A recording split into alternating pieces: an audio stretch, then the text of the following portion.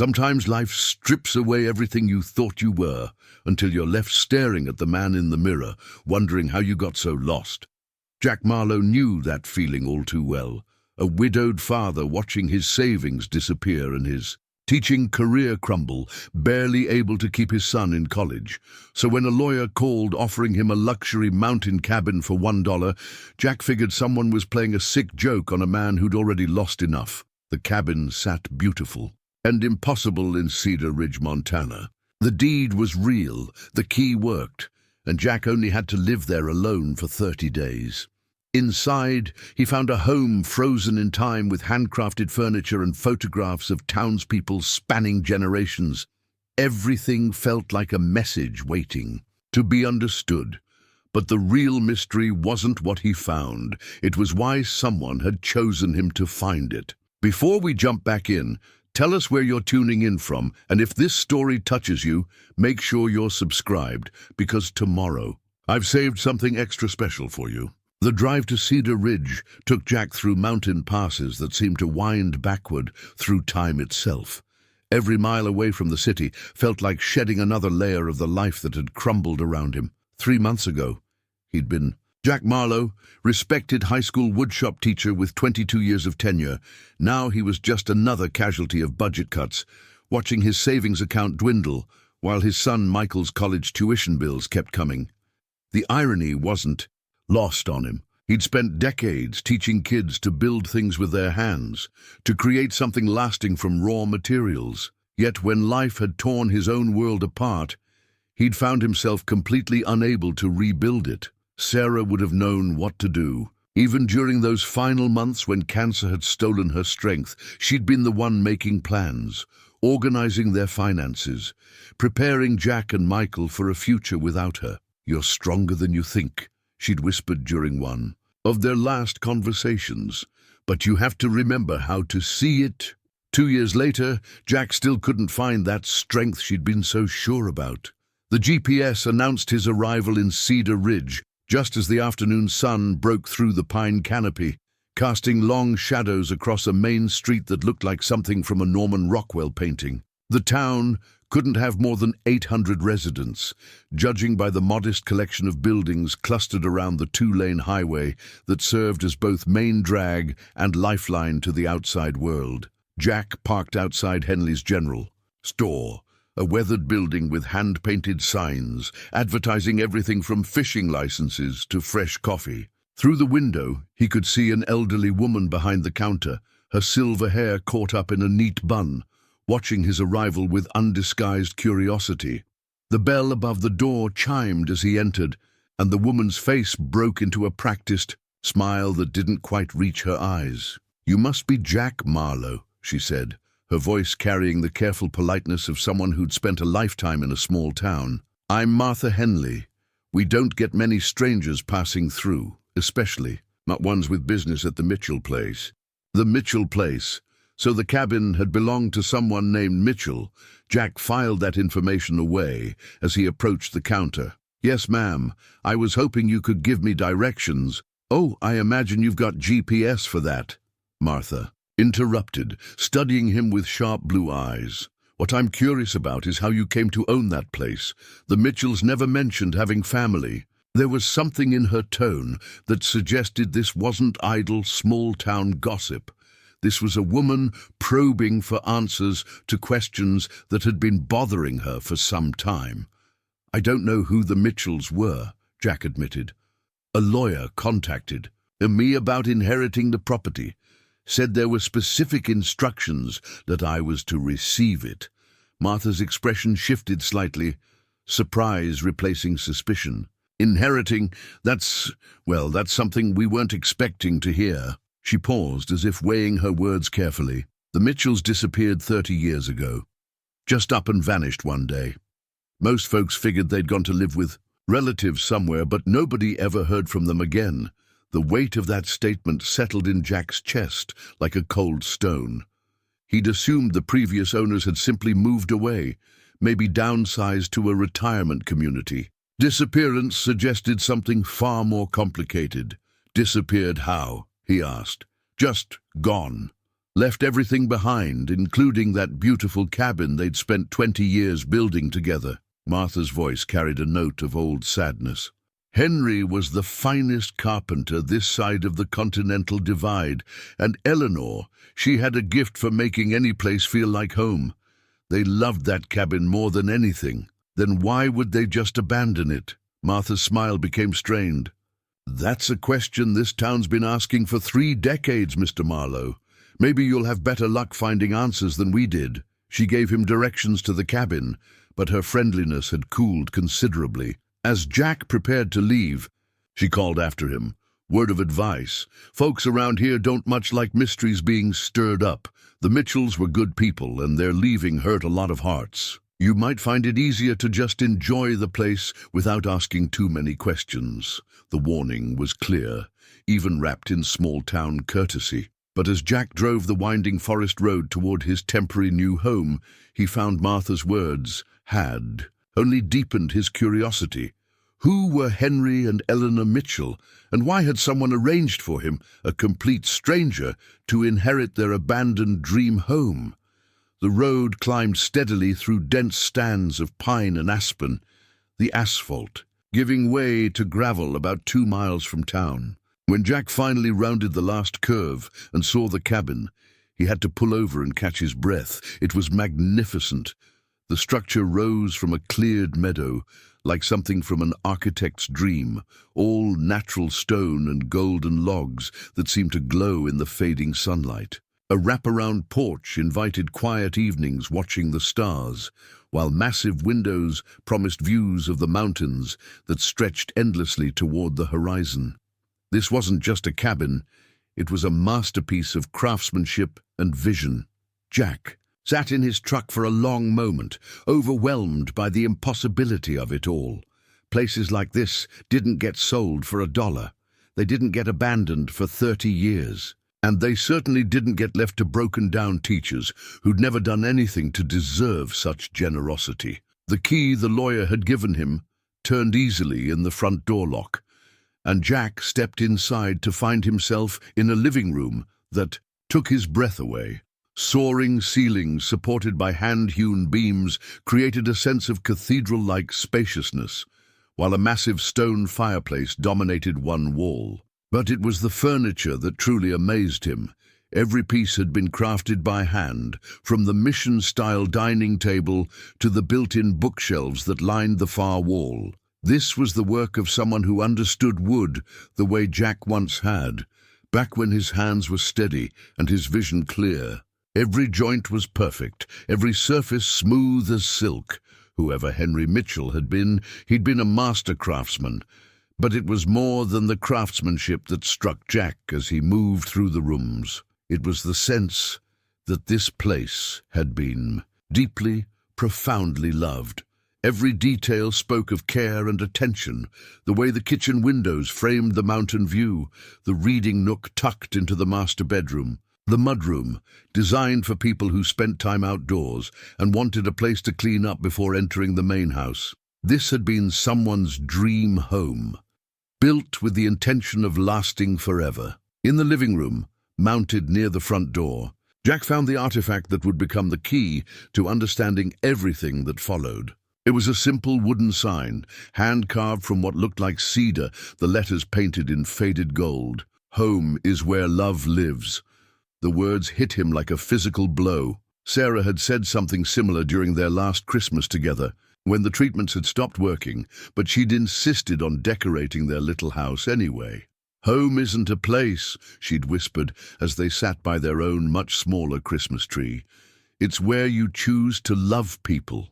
Jack reached out to touch the carved letters, and his craftsman's eye immediately recognized the quality of the work. This wasn't some mass-produced decoration bought at a craft store. Someone had spent hours selecting the wood, sketching the design, carefully carving each letter by hand. Someone had made this as a declaration of intent, a statement about what this place was meant to be. As darkness settled over the mountains, Jack found himself walking through the cabin again and again, trying to understand how he'd ended up here. The refrigerator was empty, but the power worked. The water ran clear and cold from taps that showed no signs of 30 years of neglect. Someone had been maintaining this place, keeping it ready. But for what? Or for whom? His phone buzzed with a text from Michael. "How's the mysterious cabin, Dad? Is it as weird as it sounds?" Jack looked around the perfect living room, at the hand-carved sign that seemed to watch him with gentle judgment, at the empty spaces where a family's life should have been unfolding. "It's beautiful," he texted back, "but I think there's more to the story than I was told." That night, lying in the master bedroom on a bed that someone else had crafted with their own hands, Jack stared up at the ceiling beams and wondered what Henry and Eleanor Mitchell had been running from, and why they'd chosen him to inherit the home they'd loved enough to abandon. Outside his window, the mountain wind whispered through the pines, and for the first time in 2 years, Jack felt something stirring in his chest that might have been hope. Or maybe it was just the beginning of understanding that some gifts come with responsibilities attached, and that sometimes the best way to heal your own broken heart is to solve the mystery of someone else's. Jack woke to sunlight streaming through windows that faced the eastern peaks, and for a moment he forgot where he was. The silence was profound. No traffic, no sirens, no neighbor's dog barking at dawn. Just the whisper of wind through pine needles and the distant call of a hawk circling overhead. Coffee from the well-stocked pantry helped clear his head, and Jack began a systematic exploration of his temporary home. The main floor revealed itself to be even more impressive in daylight. A gourmet kitchen with hand-forged iron fixtures, a study lined with built-in bookcases, and that magnificent living room with its cathedral ceiling and massive fireplace. But it was upstairs, in what had clearly been Eleanor's private sitting room, that Jack made the discovery that would change everything. The photo album sat on a small table beside an antique rocking chair, positioned as if someone had been looking through it just yesterday. The leather cover was worn smooth by countless hands, and when Jack opened it, he found himself staring into the lives of people he'd never met, but somehow felt he should know. The earliest photos were black and white, showing a young couple in 1940s clothing standing in front of a partially constructed cabin. The man was tall and lean, with carpenter's hands and kind eyes. The woman beside him had Eleanor's smile. Jack somehow knew without being told that this was her, decades younger, her dark hair caught by mountain wind as she laughed at something beyond the camera's view. Page after page chronicled their life together and their deep involvement in the Cedar Ridge community. There was Henry teaching a group of teenage boys how to use a saw, Eleanor serving coffee at what looked like a church social, the two of them dancing at outdoor celebrations that seemed to involve the entire town. But it was the later photos that truly captured Jack's attention. As the pictures progressed through the decades, Henry and Eleanor appeared in almost every community event. Christmas pageants, 4th of July parades, high school graduations, wedding receptions. They were always there, always smiling, always at the center of whatever celebration was happening. These weren't just residents of Cedar Ridge. They were its heart. The couple appeared in photos with babies they'd helped deliver, teenagers they'd mentored, young families they'd supported through hard times. There were pictures of Henry building wheelchair ramps for elderly neighbors, Eleanor organizing food drives, both of them at countless fundraisers and community meetings, and then, abruptly, they vanished from the photos.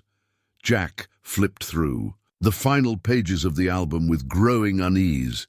The last photo showing Henry and Eleanor was dated 30 years ago, a candid shot of them at a town barbecue, Eleanor's hair now silver, Henry's face lined but still strong.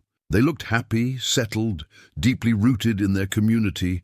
After that, the album contained only empty photo corners where pictures had been removed, and community events that looked somehow diminished without the couple's presence. Graduations, where their absence was a visible gap in the usual group photos.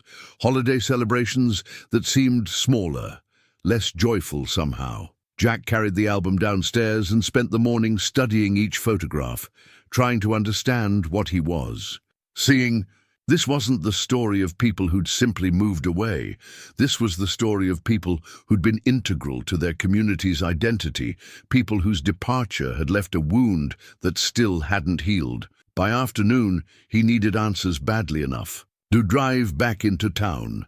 Martha Henley looked up from stocking shelves as he entered her store, and Jack saw wariness flash across her face when she noticed the photo album under his arm. "Find something interesting up there?" she asked, her tone carefully neutral. Jack opened the album to a page showing Henry and Eleanor at what looked like a community barn raising. They weren't just residents here, were they? They were everything to this town, Martha interrupted, her voice suddenly fierce. Henry could fix anything, build anything. Eleanor could organize anything, comfort anyone. When the mill closed in 1809 and half the town was ready to give up, they're the ones who kept us together. She moved closer, looking down at the photographs with an expression Jack couldn't quite read. Eleanor taught Sunday school for 40 years. Henry coached Little League and built half the porches in town for free. They never had children of their own, so they adopted all of us. Then why did they leave? Martha's hands stilled on the album pages. That's the question, isn't it? One day they were here, planning the annual summer festival like they did every year. The next morning, their truck was gone, their personal things were gone, but everything else was left exactly as you found it. No note, no explanation, nothing. Sheriff drove up to check on them when they missed church. First time in decades, Eleanor had missed a Sunday, found the cabin unlocked, beds made, coffee pot still warm, like they'd just stepped out for a minute and never came back. Jack studied Martha's face, sensing there was more to the story. "But you think something happened to them?" "I think," Martha said carefully, "that Henry and Eleanor Mitchell loved this town more than anything in the world. And I think they would never have left without saying goodbye unless they had no choice." The weight of that statement settled between them like a physical presence. Jack looked down at the photographs again, seeing them now with different eyes. Not the story of a couple who'd abandoned their home, but the story of people who'd been forced to leave everything they loved. "Mrs. Henley," he said slowly, "who arranged for me to inherit the cabin." She met his eyes for a long moment before answering. "The lawyer said it came through a trust, anonymous beneficiary with very specific instructions. You were to receive the property exactly 30 years after the Mitchells disappeared, and you were to live in it for 30 days before deciding whether to keep it." 30 years exactly? "To the day," Martha confirmed, "which means someone's been planning this for a very long time." Jack felt a chill that had nothing to do with the mountain air. Someone had been waiting 3 decades to give him this cabin. Someone who'd known he would need it, who'd somehow arranged for a broken-down teacher from 3 states away to inherit the home of a couple who'd vanished without explanation. "Mrs. Henley, I need to ask you something, and I hope you'll be honest with me. Do you think Henry and Eleanor are still alive?" Martha was quiet for so long that Jack wondered if she was going to answer at all. When she finally spoke, her voice was barely above a whisper. "I think," she said, "that if they were alive, they would have found a way to let us know." Henry and Eleanor weren't the kind of people who would let their friends wonder and worry for 30 years. Jack nodded, understanding flooding through him. The Mitchells hadn't disappeared. They had died, somehow, somewhere, in a way that left their community without closure and their beloved home waiting for someone who could carry forward whatever they'd been trying to accomplish. As he drove back up the mountain road, the photo album on the passenger seat beside him, Jack felt the weight of responsibility settling on his shoulders. He wasn't just the temporary occupant of someone else's home. He was the inheritor of a mystery that had haunted an entire community for 3 decades. And somehow, for reasons he couldn't yet understand, he'd been chosen to solve it. That evening, as he sat in Henry's handmade rocking chair, looking through Eleanor's photo album, Jack understood that his 30 days in Cedar Ridge weren't just about deciding whether to keep the cabin. They were about discovering why Henry and Eleanor Mitchell had trusted him, a man they'd never met, with the most precious thing they'd ever owned. The wind picked up outside, rattling the windows and sending pine branches scraping against the roof. But inside the cabin, surrounded by the evidence of a love story that had ended too abruptly, Jack felt a sense of purpose he hadn't experienced since Sarah's death. Tomorrow, he would start looking for answers. Tonight, he would honor the memory of two people who'd built something beautiful and then vanished from it, leaving behind only questions and an album full of photographs that told the story of a community's broken heart. The basement door had been locked, but Jack found the key hanging on a small hook inside the pantry, as if Henry had expected someone would eventually need access to his workshop. When Jack flicked on the lights and descended the wooden stairs, he stopped halfway down, overwhelmed by what he was seeing. It was a craftsman's paradise. The workshop stretched across the entire footprint of the cabin, organized with the precision of someone who'd spent decades perfecting his craft.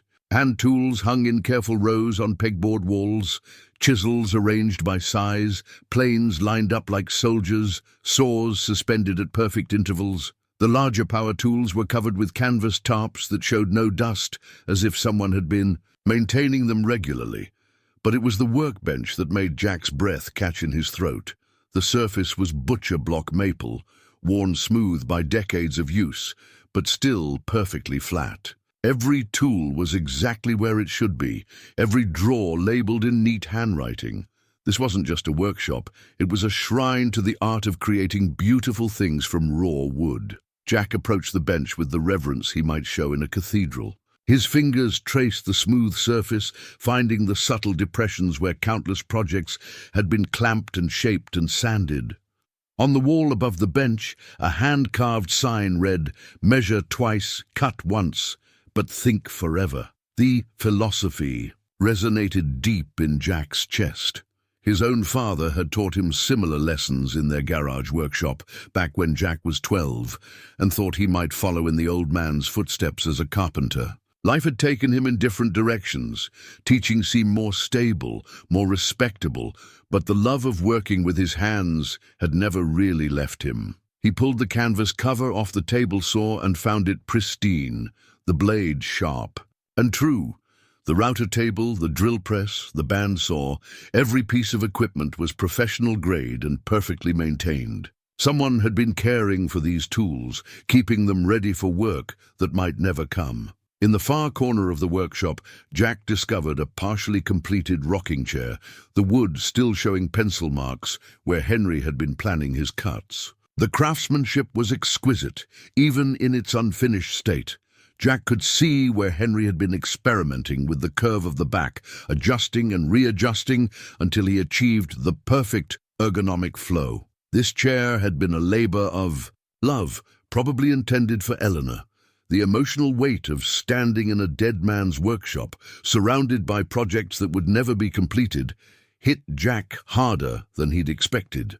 But mixed with the sadness was something else. A sense of coming home to a part of himself he'd forgotten existed. His hands moved without conscious thought, selecting a block plane from the tool wall and testing its edge against a scrap of pine. The blade was sharp enough to shave hair, and the feel of the tool in his hands awakened muscle memory he hadn't accessed in years. Before he knew it, he was examining the cabin's trim work, noting small gaps and imperfections that 30 years of mountain weather had created. The next morning, Jack found himself back in the workshop, this time with a purpose. If he was going to live here for 30 days, he might as well take care of the small maintenance issues he'd noticed. Henry's tools deserved to be used, and the cabin deserved to be maintained with the same attention to detail that had gone into its original construction. He started small, adjusting a door that had begun to sag, replacing a loose piece of trim in the kitchen, fixing a window that stuck in its frame. The work was meditative, requiring just enough concentration to quiet the constant worry about his financial situation and Michael's tuition bills. It was while he was planning a replacement piece of window trim that Tom Brady found him. Jack looked up from the workbench to see a man in his 60s standing at the bottom of the stairs, studying him with curious eyes. The newcomer was built like someone who'd spent his life doing physical work, broad shoulders, calloused hands, the kind of tan that came from decades of outdoor labor. "You must be the fellow who inherited the Mitchell place," the man said, extending a weathered hand. "Tom Brady. I do handyman work around town." Jack shook his hand, noting the firm grip and the way Tom's eyes kept moving around the workshop. "Jack Marlowe. I'm surprised to meet someone else who knew the Mitchells." "Known them since I was a boy," Tom replied. "Henry taught me most of what I know about woodworking. Used to come up here regularly when I was learning the trade." He paused, his expression growing thoughtful. "Haven't been in this workshop since they disappeared. Martha Henley mentioned they just vanished one day." Tom nodded slowly. "August 15th, 1993. I remember because I was supposed to help Henry finish that rocking chair." He gestured toward the incomplete project in the corner. "Had an appointment at 9 in the morning. When I got here, the place was empty." Jack set down his plane and gave Tom his full attention. "What did you think happened?" "Honestly, I figured they'd gotten some bad news about Eleanor's health and rushed off to see specialists in Billings or Denver. Eleanor had been having some memory troubles the last few months before they left. Nothing serious, or so we thought, but it worried Henry something fierce. Memory troubles." Jack filed that information away, along with everything else he was learning about the Mitchells' final months in Cedar Ridge. "The thing is," Tom continued, "Henry was meticulous about his commitments. If he'd had to leave town suddenly, he would have called me. Would have left a note, at least. It wasn't like him to just disappear without a word." Tom moved around the workshop with the familiarity of someone who'd spent considerable time there. He ran his fingers over tool handles with obvious affection, checked the adjustment on the table saw fence, tested the sharpness of a chisel blade. "He kept everything perfect," Tom said. "These tools are in better shape now than they were when he bought them. Henry believed that if you took care of your tools, they'd take care of you." "Someone's been maintaining them," Jack observed. "They're too clean for 30 years of abandonment." Tom's expression grew uncomfortable. "Well, I might have come up here from time to time, made sure nothing was deteriorating. Seemed wrong to let Henry's workshop fall apart when he'd put so much love into setting it up." Jack understood. Tom had been caring for his mentor's tools the way someone might tend a grave, keeping alive the memory of lessons learned and friendship shared. "Tom, can I ask you something? Do you think there's any chance the Mitchells are still alive somewhere?" The older man was quiet for a long moment, his weathered hands smoothing a piece of sandpaper across the workbench surface. "I used to hope so," he said finally. "Spent years thinking they might come driving up that road any day, full of apologies for worrying everybody. But 30 years is a long time, Jack. If Henry and Eleanor were alive, they would have found a way to let us know they were okay." "So you think they're dead?" "I think something happened to them that prevented them from coming home," Tom said, carefully. "Whether that was death or something else, I couldn't say. But I know they didn't leave Cedar Ridge by choice. This place was their whole world." As Tom prepared to leave, he turned back to Jack with a serious expression. "Word of advice, be careful about stirring up old pain around here. A lot of folks never got over losing Henry and Eleanor. Some mysteries are better left buried." It was the second warning Jack had received, and like Martha's caution the day before, it only made him more determined to find answers. That evening, Jack called Michael from the cabin's landline, needing to hear his son's voice after a day spent contemplating mortality and mystery. "Hey, Dad, how's the hermit life treating you?" "Better than I expected," Jack admitted. "I've been doing some woodworking. Forgot how much I missed it." "Seriously, you haven't touched a tool since Mom got sick?" Jack felt a familiar pang at the mention of Sarah. After her diagnosis, he'd converted his small home workshop into a meditation room, thinking it might help her with stress management. He'd never converted it back. "Maybe it's time to start again," he said. They talked for another 20 minutes about Michael's classes, his job search prospects, the friends he was making at college, Normal father-son conversation that felt precious after so many months of financial stress and uncertainty. After hanging up, Jack returned to Henry's workshop and spent another hour working on the window trim, losing himself in the rhythm of plain strokes and the satisfaction of seeing rough wood become smooth. The tools felt right in his hands, like extensions of his own body. As he cleaned up for the night, Jack realized that something fundamental was shifting inside him. The broken-down teacher who'd arrived in Cedar Ridge was beginning to remember who he'd been before grief and financial pressure had worn him down to nothing. Henry Mitchell's workshop was giving him back a piece of himself he'd thought was lost forever. The question was whether that would be enough to help him solve the mystery of what had happened to the man who'd created this perfect space and then vanished from it without explanation. Jack had been in the cabin for a week when he discovered the hidden compartment in Eleanor's writing desk. He'd been dusting the furniture in the master bedroom, a task that felt oddly intimate, caring for someone else's cherished possessions, when his cloth snagged on what felt like a small lever hidden beneath the desk's center drawer.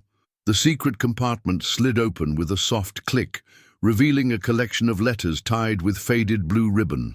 With trembling hands, Jack lifted out the bundle and untied the ribbon. The letters were addressed to "My dearest Eleanor" in a man's careful handwriting, and the return address read, "Henry Mitchell, U.S. Army Corps of Engineers, European Theater." The oldest was dated 1944. Jack settled into Eleanor's reading chair by the window and began to read, feeling like an intruder but unable to resist the pull of a love story that had been hidden away for decades. "My dearest Eleanor, the mountains here in Italy remind me of home. Though nothing could be as beautiful as the view from our meadow in Cedar Ridge. I dream of the cabin we'll build there when this war is over. Every room designed around the life we'll create together. I've been sketching plans in my spare time, trying to imagine how the morning light will fall across our kitchen table, how our children will run up and down the stairs we haven't built yet. I know you worry about me, but I promise you I'm being careful. I have too much to live for to take unnecessary risks. You are my compass, Eleanor. Everything I do out here is pointed toward getting home to you. All my love, Henry." The letters chronicled their entire courtship and marriage, from wartime separation through decades of shared dreams and quiet contentments. Jack found himself drawn into their story, despite his guilt at reading such private correspondence. In a 1952 letter, Henry wrote about breaking ground on their cabin. "Today, we poured the foundation for our forever home. You stood right in the center of what will be our living room and said, 'This is where love will live.' I've never been more certain of anything in my life." A 1963 letter mentioned their struggle with infertility. "I know you're disappointed about the doctor's news, but Eleanor, my love, we have each other and we have this town that needs us. Maybe our family is bigger than we ever imagined. Maybe it includes every person in Cedar Ridge who needs someone to care about them." By the 1970s, the letters had become anniversary notes, birthday wishes, little love messages left for each other to find. In 1981, Eleanor had apparently hidden a note in Henry's lunch pail. 40 years of marriage, and I still get butterflies when I see you coming up the path. You are the best decision I ever made." But it was the final letters that broke Jack's heart completely. The last exchange was dated just 2 months before the Mitchells' disappearance. Henry's handwriting, usually so steady, showed the slight tremor of age. "My darling Eleanor, Dr. Peterson confirmed what we've both been trying not to see. The forgetfulness, the confusion, the way you sometimes look at me like you're trying to place my face. It's Alzheimer's, love. Early onset, progressing faster than usual. I know you're frightened. I'm frightened too. But we'll face this the way we've faced everything else. Together. I've been reading everything I can find about the disease. There are treatments, ways to slow the progression. We'll fight this, Eleanor. We'll fight it every single day. I love you more than words can express. That will never change, no matter what this disease takes from us. Forever yours, Henry, Eleanor's response was written in handwriting that was clearly deteriorating. My beloved Henry, some mornings I wake up and for a moment I don't remember where I am. But then I see your face and everything makes sense again. You are my anchor in a world that's becoming more confusing every day. I'm scared, Henry, not of dying but of forgetting, of looking at you one day and not knowing that you're the love of my life, of forgetting all the beautiful years we've had, all the people we've loved, all the joy we've shared. Promise me something. If I get to the point where I don't know you anymore, where I'm not really me anymore, promise me we'll find a way to say goodbye while I can still remember how much I love you. I trust you to know when that time comes. I trust you to make the hard decisions. And I trust you to find a way for us to leave this world the same way we've lived in it, together. All my love, always. Eleanor. Jack sat in the fading afternoon light, tears streaming down his face as the truth hit him with devastating clarity. Henry and Eleanor Mitchell hadn't disappeared mysteriously. They had faced an impossible choice and made it together, just as they'd made every other decision in their 52-year marriage. Eleanor's Alzheimer's had been progressing rapidly. The woman who'd been the heart of Cedar Ridge was losing herself piece by piece, and Henry, who'd loved her more than life itself, had been watching it happen. They hadn't abandoned their home and their community. They had chosen to leave, while Eleanor could still remember why she loved both. Jack carefully retied the letters with their faded ribbon and replaced them in the hidden compartment. This wasn't his secret to reveal, but understanding the truth changed everything about his presence in the cabin. He wasn't just inheriting a house, he was inheriting a love story that had ended with grace and dignity in the face of unthinkable loss. That evening, Jack sat on the front porch, watching the sun set over the mountains, thinking about the courage it must have taken for Henry and Eleanor to make their final choice. Sarah's battle with cancer had been agonizing, but at least she'd remained herself. Until the end, the idea of watching the person you loved most slowly disappear while their body remained, that was a different kind of hell entirely. His phone rang, startling him out of his reverie. The caller ID showed a number he didn't recognize. Mr. Marlowe, this is Clara Whitman. I'm the librarian here in Cedar Ridge. I was wondering if I might come up and speak with you. Of course. Is everything all right? I have some things I think you should see. Things about Henry and Eleanor that might help you understand why you're here. An hour later, a small bird-like woman with silver hair and intelligent eyes knocked on Jack's door. Clara Whitman looked to be in her 70s, with the kind of quiet dignity that came from a lifetime of helping people find what they were looking for. Thank you for seeing me, she said, as Jack invited her in. I hope you don't mind the intrusion, but Martha mentioned you've been asking questions about the Mitchells. I've found some things that help explain what happened, Jack said carefully. Clara nodded. The letters, I thought you might have found them by now. Eleanor showed me the hiding place years ago, said she wanted someone to know where Henry's letters were kept, in case anything ever happened to her. Jack felt relief flood through him. He wasn't violating the Mitchells' privacy. Someone else already knew the secret. You know about Eleanor's condition. I was one of the few people they told, Clara confirmed. Henry was desperate to find ways to help her, to slow down the progression. He drove her to specialists in Denver, Billings, even Seattle, but early-onset Alzheimer's is aggressive. By their final months here, Eleanor was having good days and the bad days were becoming more frequent. Clara moved to the living room window, looking out at the view Henry and Eleanor had loved. They were terrified of becoming a burden on this community. You have to understand, Mr. Marlowe. Henry and Eleanor had spent their entire married life taking care of other people. The idea of needing care themselves, especially when Eleanor might not even recognize the people providing it, was unbearable to them. So they chose to leave. They chose to die with dignity, while Eleanor could still remember who she was and who Henry was to her. Clara's voice was steady, but Jack could see tears in her eyes. They went to Oregon, where physician-assisted dying was legal for terminal patients. Eleanor qualified because of her diagnosis. The final piece of the puzzle clicked into place. Henry and Eleanor Mitchell had died together by choice in a state where such decisions were legally protected. They had left Cedar Ridge not to abandon it, but to spare it the pain of watching Eleanor fade away. But why the secrecy?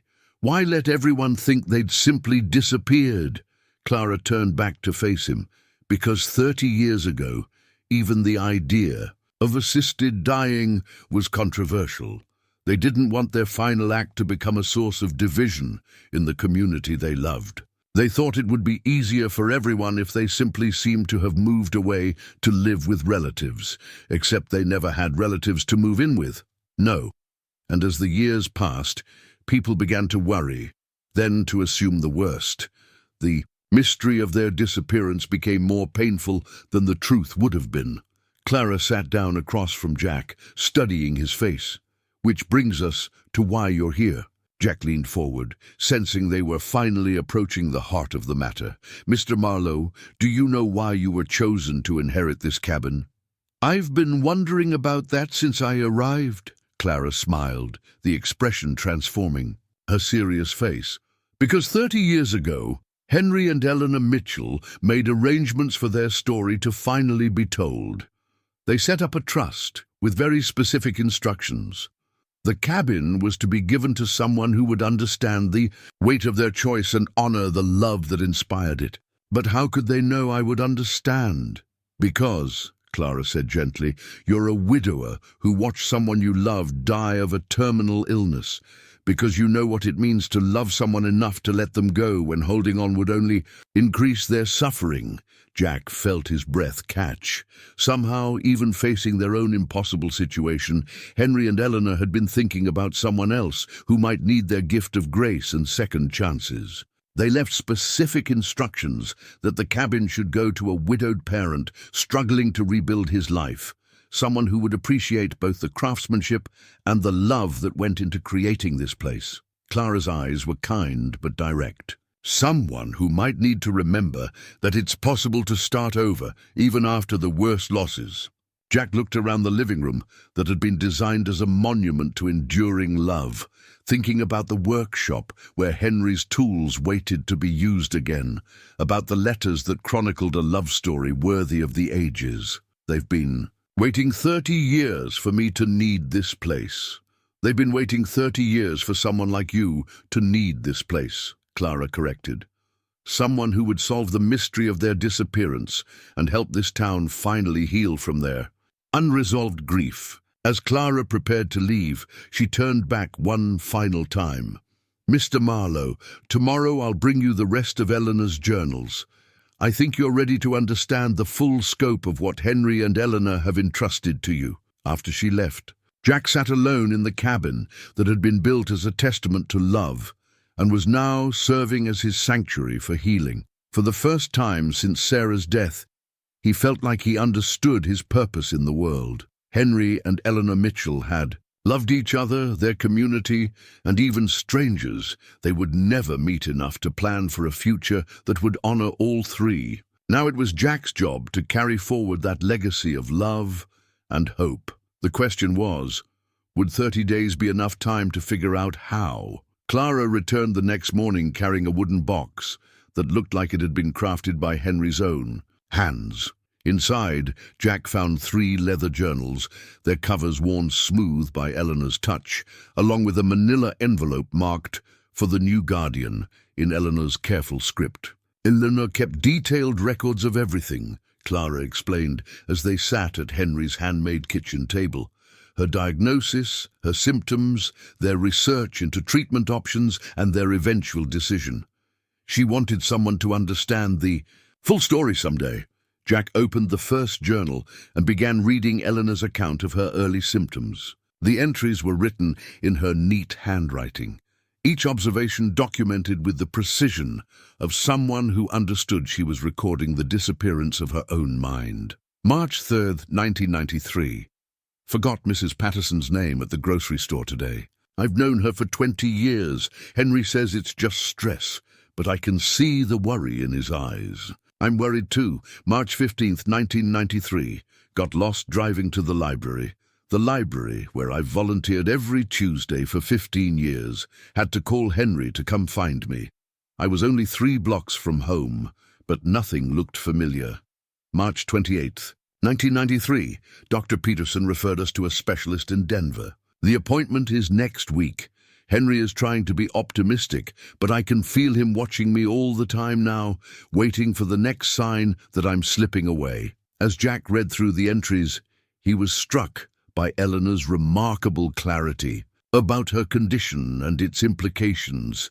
Even as her memory began to fail, her understanding of what was happening remained sharp and heartbreakingly lucid. April 12th, 1993. The diagnosis is confirmed. Early onset Alzheimer's disease, progressing more rapidly than typical. Dr. Richardson estimates I have perhaps 2 years before the worst symptoms appear. 2 years to say goodbye to everything I've ever loved. Henry has been researching treatment options with the dedication of a man trying to build an ark before the flood. I love him for it, but I also know there's no cure for what I have. The only question is how we choose to face what's coming. The medical records Clara had mentioned were tucked into the second journal.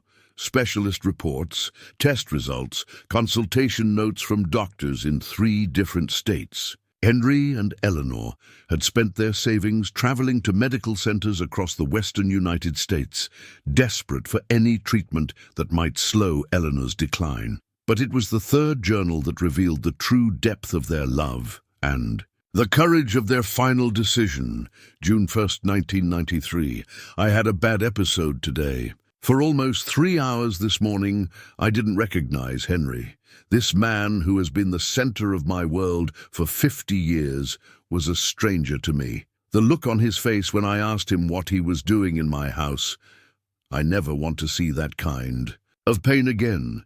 We've been talking about Oregon, about death with dignity. I'm not ready to die, but I'm also not willing to become a shadow of myself, a burden to the community we've spent our lives serving. If we're going to say goodbye, I want to do it while I can still remember why I love everyone I'm leaving behind. June 20th, 1993. Henry and I drove to Oregon to meet with Dr. Martinez. The process is compassionate but thorough. Multiple consultations, psychological evaluations, waiting periods. They want to be certain this is truly what we want. It is. We want to leave this world the same way we've lived in it. Together. Jack had to stop reading for a moment, overwhelmed by the courage it must have taken to make such a decision. Sarah had fought her cancer battle with incredible bravery, but she'd been fighting for more life, more time. Eleanor and Henry had faced the equally difficult challenge of choosing when to stop fighting. The manila envelope contained Eleanor's final letters, not to Henry, but to the town of Cedar Ridge, and to whoever would eventually inherit their cabin, to the people of Cedar Ridge. If you are reading this, it means our story has finally been told. We chose to leave you without explanation because we couldn't bear to divide this community we love with debates about the choice we made. Some would have understood, others would have been hurt or angry. We didn't want our final act to become a source of pain for anyone. Please know that we didn't leave because we stopped loving you. We left because we loved you too much to burden you with watching me disappear piece by piece. Henry couldn't bear the thought of me not recognizing the children I taught in Sunday school, the friends who've been family to us for decades. And I couldn't bear the thought of him sacrificing his remaining years to care for someone who would eventually forget how much she loved him. We died as we lived, together, surrounded by love, grateful for every moment we were given. We hope that someday you can remember us as we were in life, not as the shadows we would have become. With all our love, Henry and Eleanor Mitchell. The final letter was addressed to Jack personally, though it had been written 3 decades before. He'd been born to our new guardian. We don't know your name or your circumstances, but we know your heart. You are someone who has loved deeply and lost greatly. You are someone who understands that the greatest gift we can give the people we love is sometimes the courage to let them go. This cabin was built as a monument to enduring love, but it has also become a symbol of love that knows when to release. We hope it will serve you as both shelter and inspiration as you rebuild whatever brought you to this moment of needing a new beginning. The workshop is yours to use. Henry's tools have been waiting for hands that understand their value. The garden needs tending. Eleanor's roses should bloom again. The community needs healing from our unexplained departure. We trust you to help them understand that we left not from lack of love, but from abundance of it. Most importantly, we hope this place will teach you what it taught us, that love doesn't end with death, and that the greatest legacy we can leave is the courage we give others to start again. Bless you for accepting this responsibility. May you find in our home the peace and purpose we found in creating it. Henry and Eleanor Mitchell. Jack set the letter down with shaking hands, understanding finally hitting him with full force. The lawyers, the trust, the specific timing, all of it had been planned to coincide with his moment of greatest need. Somehow, without ever meeting him, Henry and Eleanor had arranged to save his life. "How did they know?" he asked Clara. "How did they know I would be exactly the right person at exactly the right time?" Clara smiled. "They didn't know you specifically, but Eleanor had a gift for understanding human nature. She knew that pain often produces either bitterness or compassion, and that people who choose compassion usually need help remembering their own worth." She gestured around the kitchen with its hand-forged fixtures and carefully planned storage. "They built this place to last forever, but they also built it to be found by someone who would appreciate the love that went into every detail. Someone who would understand that they died not from despair, but from hope. Hope that their love story would inspire others to believe in second chances." Jack thought about his own journey to this point, the job loss, the financial struggles, the sense that his best years were behind him. Without the cabin, he would have spent the next 30 days in his cramped apartment, sending out resumes that never got responses and trying to figure out how to pay Michael's tuition. Instead, he was sitting in a kitchen designed by masters of their craft, holding letters that revealed one of the most profound love stories he'd ever encountered. "Clara, what happened to their bodies? Were they ever—" "They were cremated in Oregon, according to their wishes.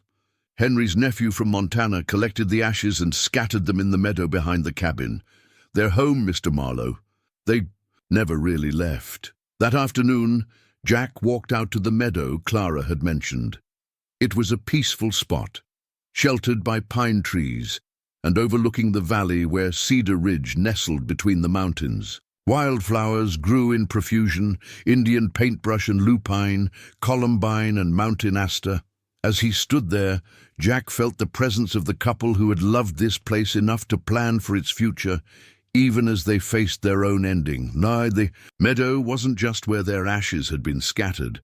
It was where their love story continued, in the flowers that bloomed each spring and the peace that settled over anyone who took time to appreciate the view. He thought about Sarah, buried in a cemetery 300 miles away that he'd visited exactly once since her funeral.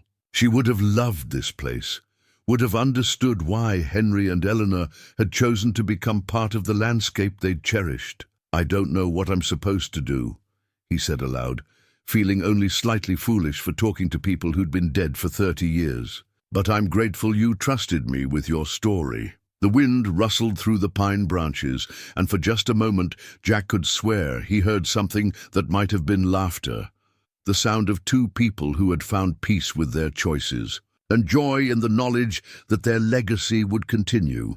That evening, as he worked in Henry's shop on a new piece of trim for the bathroom window, Jack felt a sense of purpose beginning to crystallize. Eleanor's journals had revealed not just their personal story, but the depth of their commitment to Cedar Ridge and its people. They had been anonymous benefactors for decades, quietly paying medical bills for families in crisis, funding scholarships for deserving students, covering grocery bills for elderly residents on fixed incomes. Their disappearance hadn't just been the loss of two beloved community members.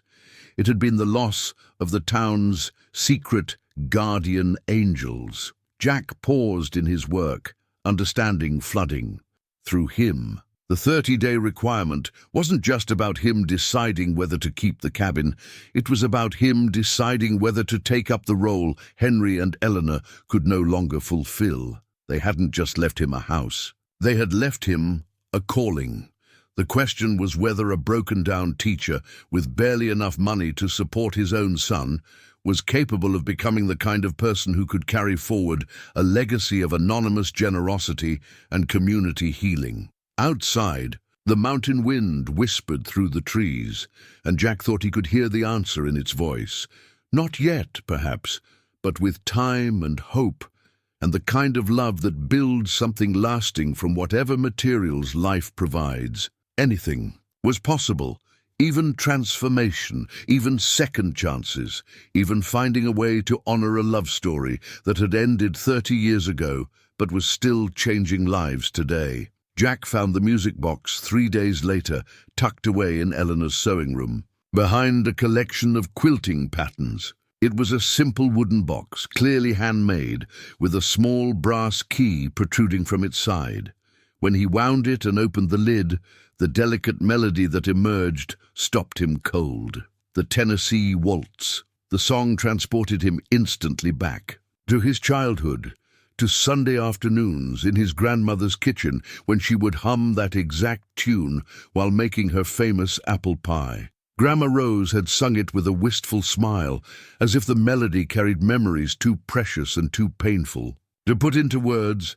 Jack sat heavily in Eleanor's sewing chair, overwhelmed by the rush of emotion the simple tune had triggered. He hadn't thought about Grandma Rose in years, not since her funeral when he was 16. She'd been the one who'd taught him to appreciate handmade things, who'd encouraged his early interest in woodworking, who'd always seemed to understand him better than his own parents did.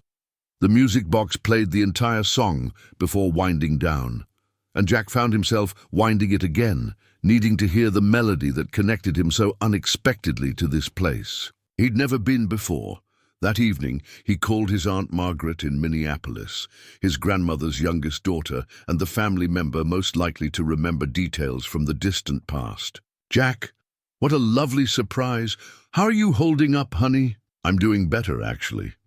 Aunt Maggie, I need to ask you about something. Did Grandma Rose ever live in Montana? Specifically, a place called Cedar Ridge?" There was a long pause. "On the other end of the line, Cedar Ridge. Oh my goodness, I haven't heard that name in decades. Yes, that's where your grandmother grew up. She used to tell us stories about her childhood there, about the mountains and the community and her best friend, Eleanor." Jack's heart began racing. Eleanor? Eleanor Whitman, I think her name was. Or maybe it was Eleanor Mitchell. Rose always talked about this girl who could organize anything, who made everyone feel welcome. They were inseparable as children, according to Rose. Eleanor Mitchell. Jack felt the pieces of an impossible puzzle clicking into place. "Aunt Maggie, why didn't Grandma Rose ever go back to visit? She talked about small towns being the backbone of America, but she never mentioned wanting to see her hometown again." Another pause. "Well, there was some sadness there, I think. Her parents died in an influenza outbreak when she was 18, and she came east to live with relatives. She always said Cedar Ridge held too many memories, that going back would be like trying to step into a photograph. But she kept in touch with Eleanor. Oh yes, they wrote letters for decades. Rose used to get so excited when Eleanor's letters arrived. She'd read them aloud at the dinner table, telling us about Eleanor's husband, Henry, and all the wonderful work they were doing in their community. Rose always said Eleanor had married the finest man in Montana." Jack closed his eyes, understanding beginning to dawn. "Aunt Maggie, when did the letters stop coming? Let me think. It would have been sometime in the early 90s, I think. Rose was quite worried when Eleanor suddenly stopped writing. She tried calling information to get a phone number, but there was no listing. She always wondered what had happened to her dearest friend. Grandma Rose died in 1995, right? Yes, just 2 years after the letters stopped. She never did find out what happened to Eleanor. It was one of her greatest regrets. After hanging up, Jack sat in the living room holding the music box, understanding, finally, why he'd been chosen for this inheritance. Eleanor Mitchell hadn't just been the heart of Cedar Ridge. She'd been Rose Marlowe's childhood friend, the girl who'd shaped his grandmother's understanding of community and kindness. The connection ran deeper than he'd imagined. He wasn't just a random stranger who'd been selected to inherit the cabin. He was family in the way that mattered most to Eleanor, connected through generations of love and loss and the kind of friendship that endures even when geography and time create impossible distances. The next morning brought visitors. Jack was in the workshop, sanding down a replacement piece of porch railing when he heard cars pulling up the gravel drive. Through the window, he saw Martha Henley climbing out of her sedan, followed by Tom Brady and 2 other people he didn't recognize, a younger woman with graying hair and a man about Jack's own age wearing work clothes and a serious expression. Martha knocked on the door with the kind of purposeful firmness that suggested this wasn't a social call. "Mr. Marlowe," she said when he answered, "we need to talk. This is Janet Collins, our town clerk, and Pete Morrison, who serves on what passes for our town council. We've been hearing some disturbing rumors." Jack invited them in, sensing that his period of quiet investigation was about to end. The group settled uncomfortably in Henry's living room, and Jack could see them taking in the details of the cabin's interior with expressions that mixed nostalgia with something approaching. "Accusation. Mr. Marlowe," Janet began, "people are starting to talk about why you're really here. Some folks think you might be working with developers, scouting the area for potential acquisitions." Jack almost laughed at the absurdity of the suggestion. "I'm a high school teacher from Nebraska who inherited this place from people I never met. I'm hardly the advance guard for some development company." "Then why all the questions about Henry and Eleanor?" Pete demanded. "Why are you going through their personal belongings, talking to Clara about things that happened decades ago?" Jack looked around the room at their suspicious faces, realizing that his investigation into the Mitchells' disappearance had been interpreted as something far more sinister. In the small town that had already lost its heart once, the prospect of losing its identity to outside development would be terrifying. "Because I needed to understand why I'm here," he said simply. "And because I think this town deserves to know the truth about what happened to Henry and Eleanor." Martha's expression softened slightly. "And what truth is that?" Jack made a decision that would change everything. They didn't disappear mysteriously.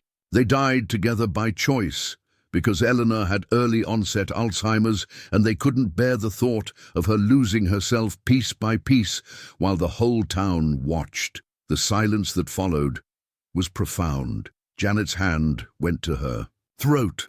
Pete's face went pale, and Tom Brady closed his eyes as if he'd been struck. "They went to Oregon," Jack continued, "where physician-assisted dying was legal for terminal patients. They died holding hands, surrounded by love, having made peace with their choice.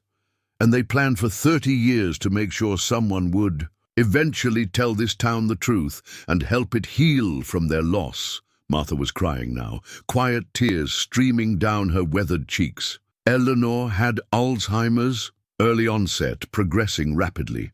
She documented everything in her journals, the diagnosis, the symptoms, their research into treatment options, their final decision.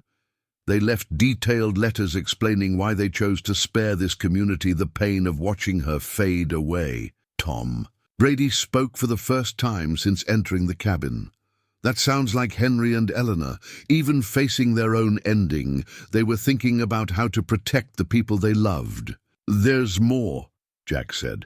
"They set up a trust, a significant amount of money designated for helping this community continue to thrive. I think they knew that their disappearance would leave more than just an emotional hole. It would leave a practical one too. What kind of trust? Janet asked, her clerk's instincts kicking in. I'm still learning the details, but it appears they've been your anonymous benefactors for years. Medical bills paid, scholarships funded, grocery tabs covered for elderly residents. They never stopped taking care of Cedar Ridge, even after they couldn't do it in person. The group exchanged glances that confirmed Jack's suspicions. They'd all benefited from mysterious acts of kindness over the years. Bills that got paid by anonymous donors, help that appeared exactly when it was needed most. The trust continues, Jack said. And apparently, I'm supposed to help administer it. Pete leaned forward, studying Jack's face intently. Why you? No offense, but you're not from here. You don't know our community or our needs.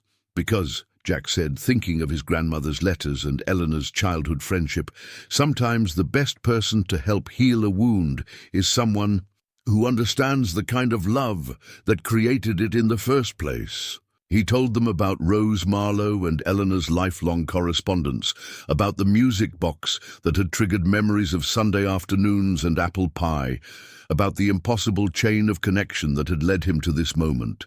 When he finished, Martha was smiling through her tears. Eleanor used to talk about her friend Rose back east. She always wondered if they'd see each other again in this life. Maybe they are, Clara said from the doorway. Jack turned to see her standing there with a manila envelope in her hands. I'm sorry to interrupt, but I think there's something else you all need to see. She handed Jack the envelope, which was marked Community Council to be opened when. The truth is revealed. Inside was a single sheet of paper with Eleanor's handwriting. If you are reading this, it means our story has finally been told and our community can begin to heal. We have one final gift for Cedar Ridge. Not just money, but a plan for preserving everything we love about this place for future generations. The trust contains enough funds to establish a community land preserve, protecting Cedar Ridge from unwanted development while supporting the families who have made this place home for generations. The details are with our attorney in Billings. We also established a scholarship fund for local students, a medical assistance program for families facing health crises, and an emergency fund for community members experiencing unexpected hardship. All we ask is that these programs be administered with discretion and compassion, the way we tried to live our lives. And we ask that you remember us not for how we died, but for how we lived, in service to a community that gave us everything that mattered. With endless love for the town that was our heart. Henry and Eleanor Mitchell, as the group absorbed this final revelation, Jack saw their expressions transform from suspicion to wonder, to something approaching awe. Henry and Eleanor hadn't just loved Cedar Ridge, they had ensured its survival for generations to come. Mr. Marlowe, Martha said finally, I think I speak for all of us when I say we owe you an apology and our gratitude. We've been carrying the weight of their disappearance for 30 years, always wondering if we'd failed them somehow. You didn't fail them, Jack said. You loved them, and they loved you back enough to make the hardest choice imaginable to spare you pain.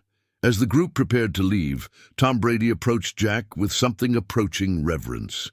Would you like some help getting the cabin back to its original condition?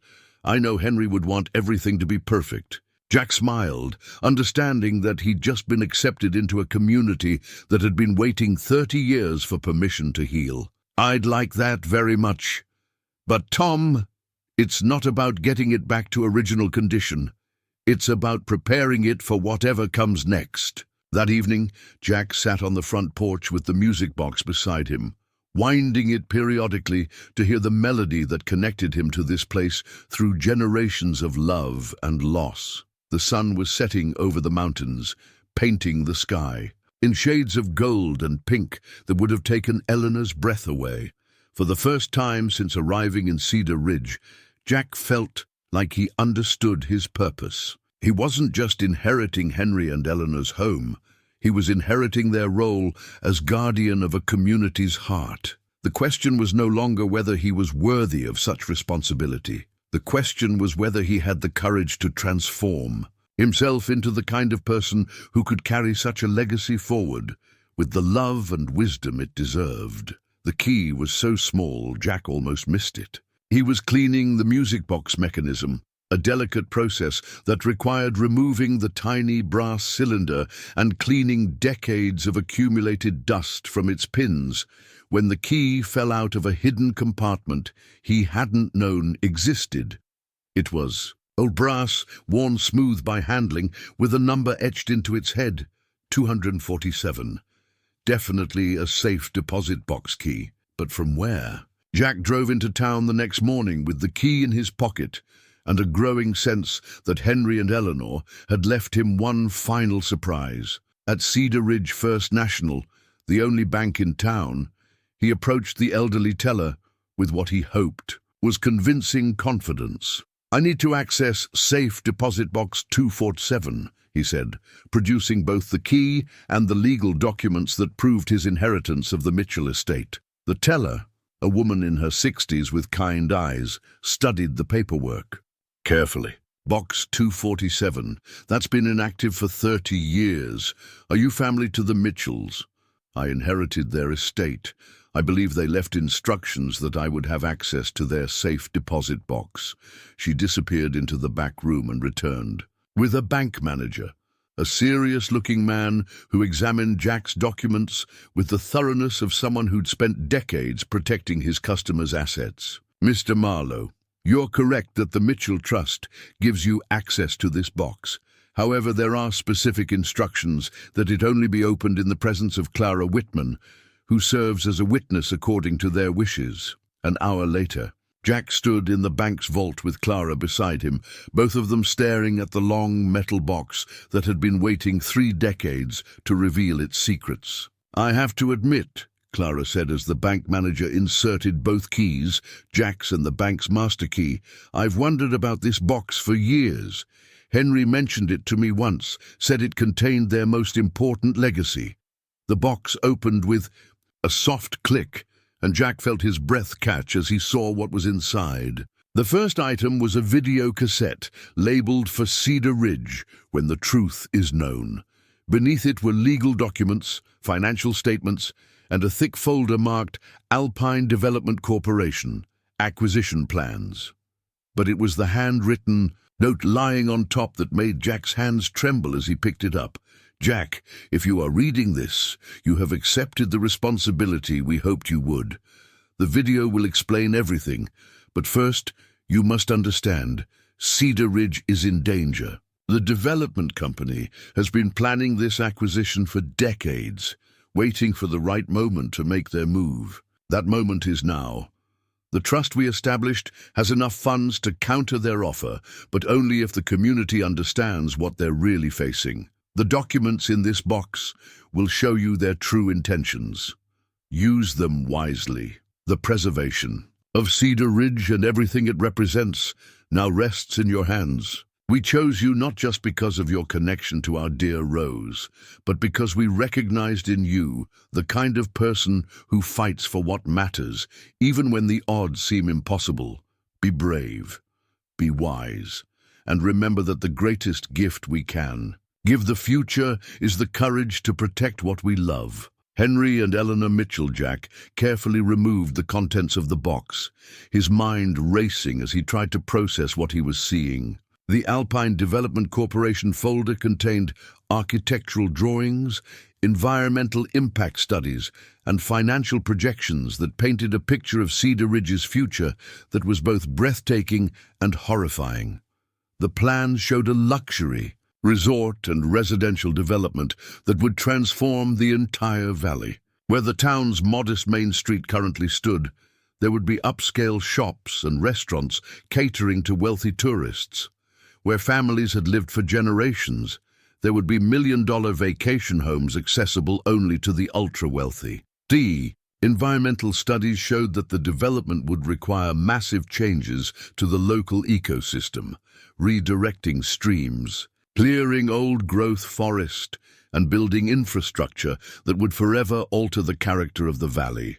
Most disturbing of all were the financial projections, which showed that Alpine Development had been quietly buying up property in and around Cedar Ridge for over a decade, waiting for the right moment to make their move. They now owned nearly 40% of the land in the valley, including the mineral rights to most of the mountainous areas surrounding the town. "My God," Clara whispered as she studied the documents. "They're not just planning to change Cedar Ridge, they're planning to eliminate it entirely." Jack found a timeline tucked into the back of the folder that made his blood run cold. According to Alpine Development's internal documents, they had been planning to make their move in 1993, the exact year Henry and Eleanor disappeared. The couple hadn't just been facing Eleanor's Alzheimer's diagnosis. They had been facing the destruction of everything they'd spent their lives building. "Clara," Jack said slowly, "I think Henry and Eleanor knew about this development plan. I think that's part of why they made the choices they did." He pulled out a subfolder labeled Acquisition Strategy and found documents that confirmed his suspicions. Alpine Development had identified the Mitchell cabin and property as a key acquisition, both for its strategic location and because Henry and Eleanor's influence in the community made them potential obstacles to the development plan. A memo dated July 1993 was particularly chilling. Subject: Mitchell property acquisition. The Mitchell couple continues to resist our overtures, despite increasingly generous offers. Their influence in the local community makes them significant obstacles to project approval. Recommend patience. Both subjects are elderly and may be more receptive to negotiation following a health crisis or other life change. Continue monitoring. Situation: Consider alternative acquisition strategies if direct negotiation fails. Jack felt sick as the implications became clear. Alpine Development had been circling like vultures, waiting for tragedy to strike so they could swoop in and buy out a grieving survivor. They couldn't have known that Henry and Eleanor would choose to die together, leaving no survivor to pressure and no estate to manipulate. They protected Cedar Ridge even in death, Clara said, echoing Jack's thoughts. By setting up the trust and arranging for the cabin to go to someone outside the development company's influence, they made sure the community would have a champion when Alpine finally made their move. The video cassette explained everything in Henry's own words. That afternoon, Jack and Clara sat in the cabin's living room with Tom Brady, Martha Henley, and several other community leaders, watching a grainy recording that Henry had made just weeks before their final departure. On screen, Henry looked tired but determined, his carpenter's hands folded in front of him as he spoke directly to the camera. "If you're watching this," he began, "it means Eleanor and I are gone, and it means the development company we've been fighting for months has finally made their move on Cedar Ridge." He went on to explain how Alpine Development had approached them repeatedly with offers to buy their cabin and property, offers that had grown increasingly aggressive as it became clear the couple wouldn't sell. "They told us that with or without our cooperation, they were going to transform this valley into a luxury resort destination. They said we could either take their money and relocate somewhere more suitable for people our age, or we could watch our community disappear around us." Eleanor appeared briefly in the video, looking frail but fiercely determined. "We've spent our entire married life building something beautiful here," she said. "We're not going to let corporate greed destroy it just because we're too old and sick to fight back effectively." Henry's voice grew stronger as he outlined their plan. "The trust we've established contains enough money to counter any reasonable offer Alpine might make for properties in Cedar Ridge. But more than that, it contains evidence of their true intentions, evidence that shows they've been manipulating land values, pressuring elderly residents, and planning to displace an entire community for profit." The final minutes of the video were Henry's direct appeal to whoever would eventually inherit their responsibility.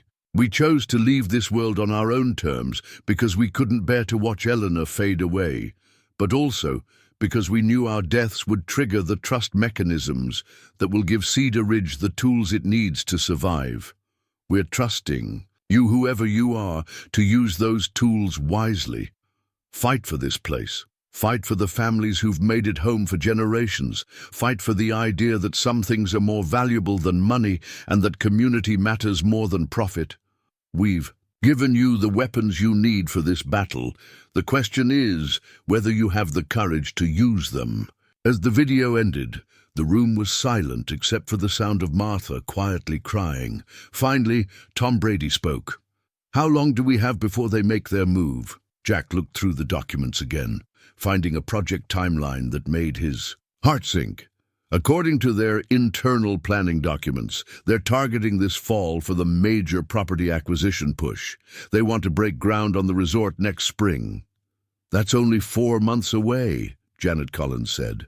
She'd arrived during the video and had been taking notes with the efficiency of someone who understood they were facing a crisis that would require immediate action. 4 months to save a community, Martha said. It doesn't seem like enough time. Jack looked around the room at the faces of people who had trusted him with their deepest fears and most cherished hopes.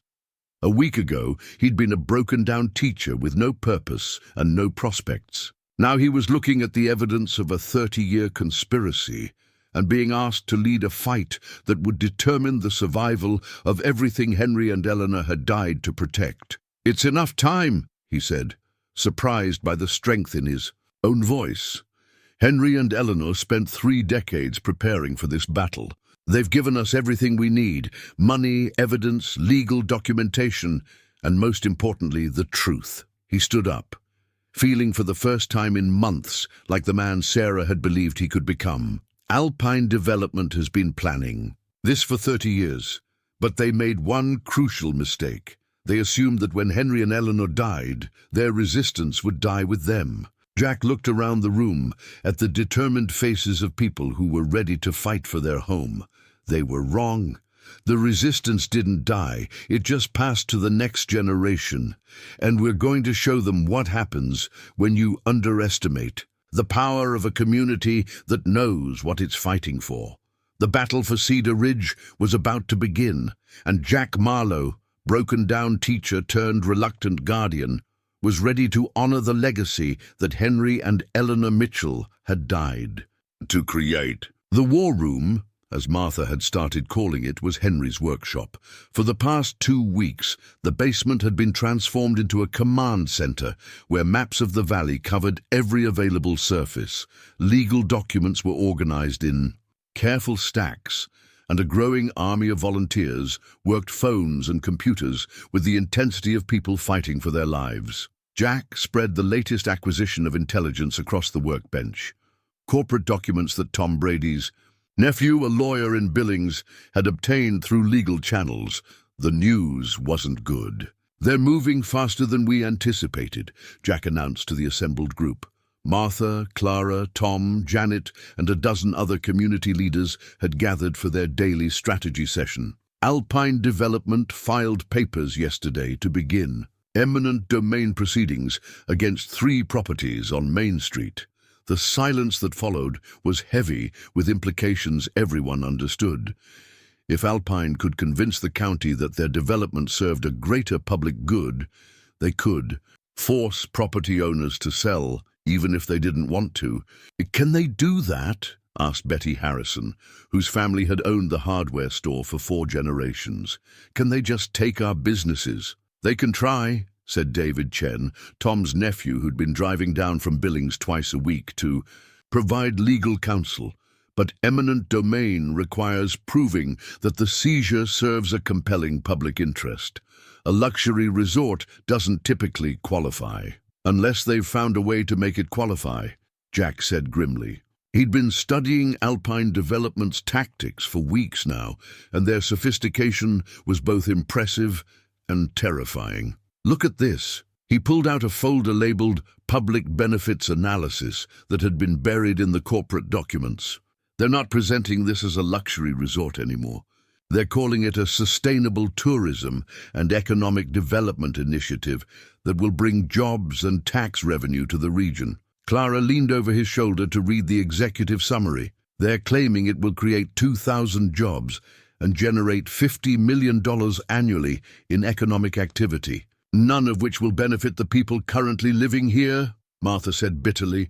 Those jobs will go to people from outside the area, and the economic activity will flow straight to corporate shareholders. Jack had been thinking about this problem for days. Alpine Development's strategy was brilliant in its cynicism. They were using the economic desperation of rural communities against themselves, promising prosperity while planning to eliminate the very character that made places like Cedar Ridge worth preserving. We need to fight them on their own terms, he said. If they're claiming economic benefit, we need to show that preserving Cedar Ridge as it is provides greater long-term value than destroying it for short-term profit. How do we do that? Tom asked. Jack had been working on this answer with the help of an unexpected ally. 2 days earlier, Michael had called with news that had initially seemed like another crisis, but was turning out to be a blessing. Dad, I know this is terrible timing, but I need to tell you something. My environmental economics professor has been following the story about the cabin. I may have mentioned it in class, and she thinks what's happening in Cedar Ridge could be a perfect case study for her research on sustainable rural development. Dr. Sarah Chen, no relation to Tom's nephew, was a professor at the University of Montana who specialized in the economic value of environmental and cultural preservation. When Michael had told her about Alpine Development's plans for Cedar Ridge, she'd immediately recognized it as a textbook example of what she called extractive tourism, development that generated short-term profits by destroying the very assets that made a place unique. She wants to come down and do a full economic impact assessment, Michael had explained. Compare the long-term economic benefits of preservation versus development. It could take a few weeks, but if her analysis shows that preserving Cedar Ridge generates more sustainable economic value than developing it, then we have ammunition to fight the eminent domain proceedings. Jack had finished. Dr. Chen had arrived 3 days ago and had been working with what seemed like superhuman energy to document everything from the tourism value of Cedar Ridge's authentic small-town character to the economic multiplier effects of local businesses versus chain establishments. Her preliminary findings were encouraging. Communities that preserved their authentic character while developing sustainable tourism infrastructure typically generated more long-term economic value than those that allowed themselves to be transformed into generic resort destinations. But encouraging wasn't enough. They needed bulletproof evidence, and they needed it fast. Dr. Chen thinks she can have her full analysis ready in 2 weeks, Jack told the group. But Alpine Development is moving to force the county commissioners to approve their development plan at next month's meeting. We need to be ready to present a compelling alternative. What kind of alternative? Janet asked. Jack looked around the room at the faces of people who had become his friends, his allies, and his chosen family over the past month. A community-controlled development plan that preserves everything we love about Cedar Ridge while creating genuine economic opportunities for the people who live here. He'd been developing this idea with Dr. Chen's help, building on concepts Henry and Eleanor had outlined in their private papers. Instead of fighting development entirely, they could propose a different kind of development, one that enhanced Cedar Ridge's character rather than destroying it. Heritage tourism, Clara said, understanding immediately, like those towns in Vermont that attract visitors who want to experience authentic small-town life. Exactly, but not fake authenticity created for tourist consumption. Real authenticity, enhanced and supported by carefully planned infrastructure that serves both residents and visitors. Jack pulled out the sketches he'd been working on, plans for a small inn that would be built using traditional techniques and local materials.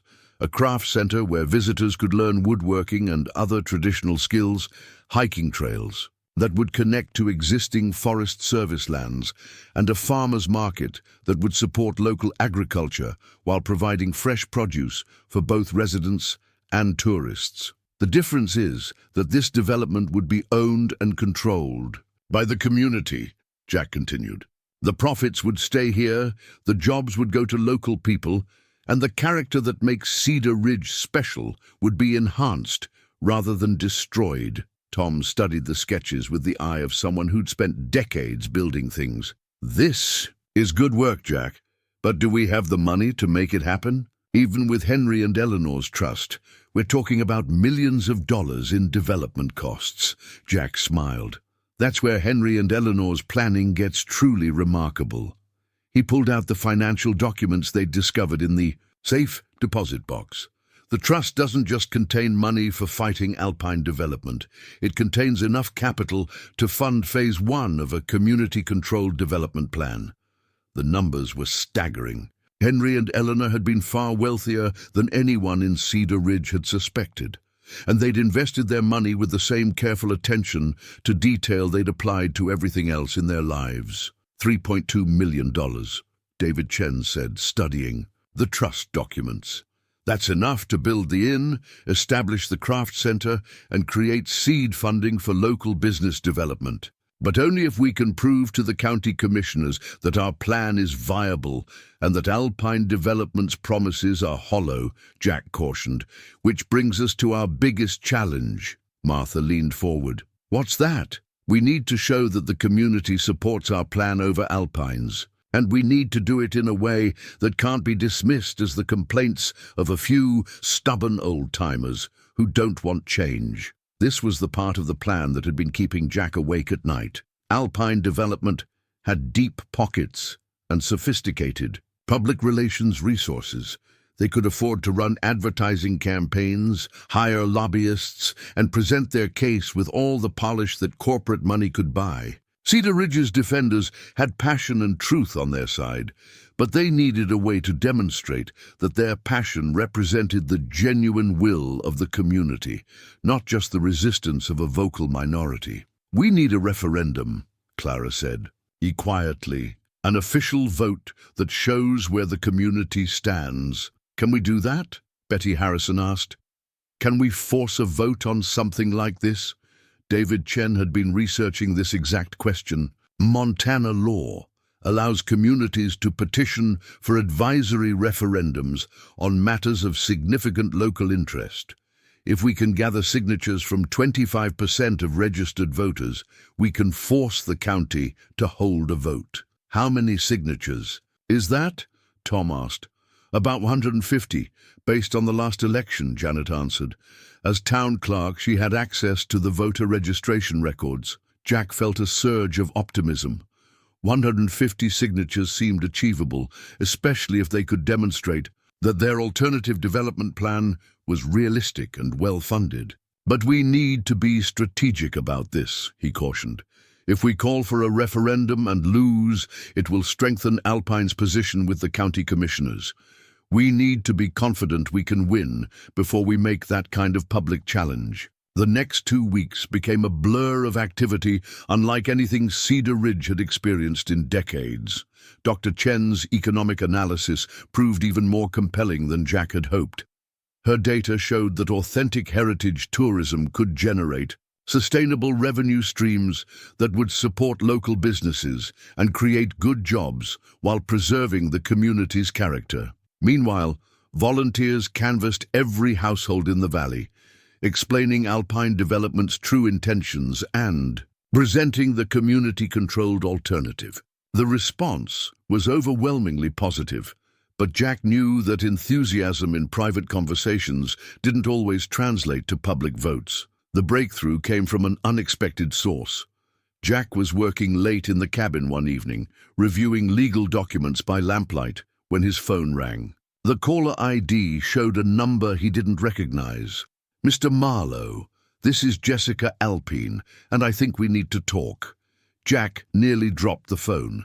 Jessica Alpine was the CEO of Alpine Development Corporation, the woman whose company was trying to destroy everything Henry and Eleanor had died to protect. I'm listening, Jack said carefully. I understand you've been organizing resistance to our Cedar Ridge project. I wanted to reach out directly to see if we might find some common ground. I doubt that's possible, Ms. Alpine. Your company wants to eliminate an entire community for profit. I want to preserve it. Actually, Mr. Marlowe, I think you might be surprised by what I'm prepared to offer. What if I told you that Alpine Development would be willing to significantly modify our plans based on community input? What if we could find a way to develop the valley that preserves its character while still creating economic opportunities? Jack's first instinct was to hang up, but something in Jessica Alpine's tone made him pause. She sounded genuinely concerned, not like the corporate villain he'd been imagining. Why would your company be willing to compromise? You've been planning this development for 30 years. There was a long pause before she answered. Because, Mr. Marlowe, I grew up in a small town that was destroyed by exactly the kind of development Alpine specializes in. I've spent my entire career telling myself that progress requires sacrifice, that economic development justifies any cost. But watching what you and your community have built in response to our plans, it's made me question whether we're really creating value or just extracting it. The conversation that followed was unlike anything Jack had expected. Jessica Alpine wasn't the heartless corporate raider he'd imagined. She was a business leader who'd begun questioning whether her company's success was worth the communities it displaced. I have a proposal, she said finally. Instead of fighting each other, what if Alpine Development partnered with Cedar Ridge to create the kind of development your community actually wants? What if we provided the expertise and additional capital to make your heritage tourism plan even more successful? Jack was quiet for a long moment, trying to process what he was hearing.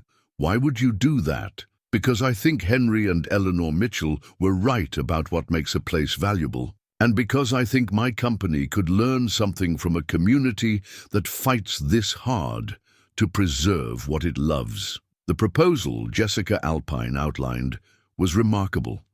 Instead of the massive resort that would have transformed Cedar Ridge, beyond recognition, Alpine Development would partner with the community to create a model of sustainable rural development that could be replicated in other small towns facing similar pressures. We would provide the technical expertise and additional funding, she explained, but the community would retain ownership and control. All decisions would be made locally, all profits would stay local, and the development would enhance Cedar Ridge's character rather than replacing it. What's in it for Alpine Development? Jack asked.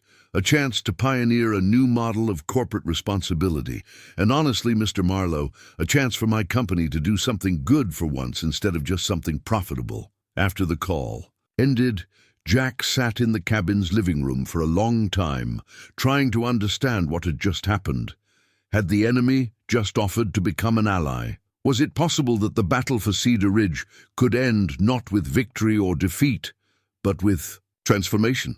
He thought about Henry and Eleanor, about the love that had built this cabin and the hope that had preserved it for 30 years. They had believed that love could triumph over greed, that community could survive the forces trying to destroy. It may be they had been right in ways even they couldn't have imagined. The county commissioners' meeting was scheduled for the following week. Jack had 7 days to decide whether to trust Jessica Alpine's offer or to continue the fight that had consumed his life for the past month. Either way, the future of Cedar Ridge would be decided soon, and somehow a broken-down teacher who'd arrived in Montana with nothing but grief and failure had become the person responsible for making the choice that would determine whether Henry and Eleanor's sacrifice had been worthwhile. The irony wasn't lost on him. He'd come to Cedar Ridge, looking for a place to hide from his failures. Instead, he'd found a community worth fighting for and discovered that he was capable of leading that fight. Sarah would have been proud. So would Henry and Eleanor. The question was whether he could live up to the trust they'd all placed in him when the moment of final decision arrived. The Cedar Ridge Community Center had never held so many people. Every folding chair was occupied, and dozens more residents stood along the walls and in the back, creating a sea of faces that reflected 30 years of wondering, worrying, and waiting for answers about Henry and Eleanor Mitchell's disappearance.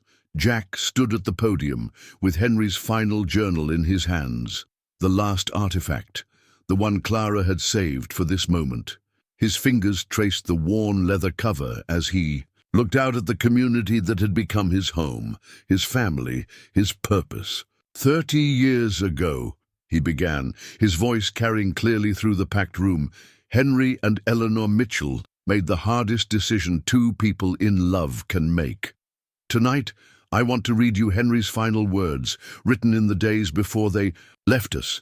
He opened the journal to the page he'd bookmarked, his heart heavy with the weight of the story he was about to share.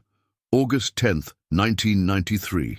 Eleanor had a good day today. She remembered the names of all the children at the church picnic, laughed at Pastor Johnson's terrible jokes, and helped organize the cleanup with her usual efficiency. For a few hours, it was like the old Eleanor was back completely, but I can see the fear in her eyes when she thinks no one is watching. She knows these good days are becoming fewer and farther between. Yesterday, she spent 20 minutes looking for her wedding ring before realizing it was on her finger. Last week, she got lost in our own kitchen. We've made our decision. We've contacted Dr. Martinez in Oregon, and we have an appointment for August 20th. 5 more days with the woman I've loved for 52 years. 5 more days to say goodbye to this place that has been our whole world. Jack paused, allowing the weight of Henry's words to settle over the room. Several people were already crying, and he could see others struggling to maintain their composure. August 12, 1993. I walked through town today, trying to memorize everything. The way Martha arranges her store window, the sound of children playing in the park, the view of the mountains from Main Street that never fails to take my breath away. All the little details that make Cedar Ridge feel like home. People waved and smiled the way they always do. Mrs. Patterson asked about Eleanor's headaches. Tom Brady mentioned stopping by next week to finish the rocking chair. Everyone so kind, so caring, so completely unaware that Eleanor and I are saying our final goodbyes. I wanted to tell them. Eleanor wanted to tell them. But we know what would happen. The arguments, the interventions, the well-meaning attempts to change our minds. This community loves us too much to let us go gracefully, and we love them too much to put them through the agony of watching Eleanor disappear piece by piece. Jack's voice wavered slightly as he read the next entry, but he pressed on. August 14th, 1993. Our last full day in the cabin. Eleanor spent the morning in her garden, touching each rose bush, whispering what sounded like prayers or promises. I worked in the shop, putting the finishing touches on the rocking chair I'll never complete. Tonight, we sat on the front porch and watched the sunset, just like we have thousands of times before. Eleanor took my hand and said, "We built something beautiful here, Henry. Not just the cabin, but the life we lived in it." She's right. Whatever happens next, we built something beautiful. I keep thinking about the young teacher in Nebraska who will inherit this place someday. We don't know his name or his circumstances, but we know his heart. He's someone who has loved deeply and lost greatly. Someone who understands that the greatest gift we can give the people we love is sometimes the courage to let them go. I pray he'll understand that we're not running away from love.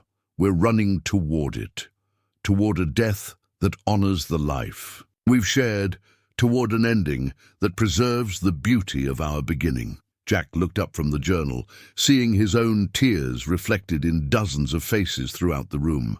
Henry's final entry was written the morning they left for Oregon, he said. Just 4 sentences, but they contain everything we need to understand about who Henry and Eleanor Mitchell really were. August 15th, 1993. We're leaving in an hour. The cabin is ready for whoever comes next. Eleanor is at peace, and so am I. We go forward together as we have always lived, in love, with hope, trusting that what we've built here will survive and flourish long after we're gone. Jack closed the journal and set it carefully on the podium. That's the end of Henry's words, but it's not the end of their story, because 30 years later, we're all here and we're all part of what they built. Their love didn't end with their death. It continued in every act of kindness, every moment of community support, every time someone in Cedar Ridge chose to help a neighbor in need. Martha Henley stood up from her seat in the front row, tears streaming down her face. All these years we thought they'd abandoned us. We never imagined they'd made such a sacrifice to protect us from pain. They didn't abandon anyone, Jack said. They made the hardest choice imaginable because they loved this community too much to burden it with their suffering, and they trusted us to understand, eventually, that love sometimes requires letting go. Tom Brady spoke from the back of the room, his voice thick with emotion. Henry always said that the measure of a man wasn't what he built with his hands, but what he built in the hearts of the people who loved him. I think I finally understand what he meant. Clara stood up, holding a manila envelope Jack recognized. Henry and Eleanor left one final message for tonight.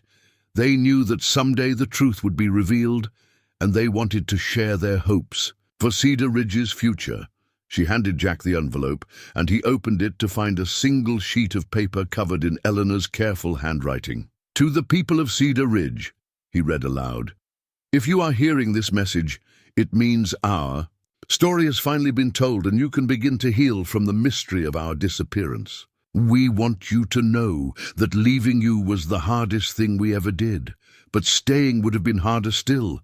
We couldn't bear to become shadows of ourselves in front of people who had only known us as whole and strong. More than that, we couldn't bear to watch this community we love face the same impossible choice we faced, the choice between preserving dignity and preserving life. By leaving as we did, we spared you the agony of watching Eleanor fade away, and we spared Eleanor the humiliation of forgetting the faces of people who were family to her." Jack paused, looking around the room at people who were finally understanding the full scope of Henry and Eleanor's sacrifice.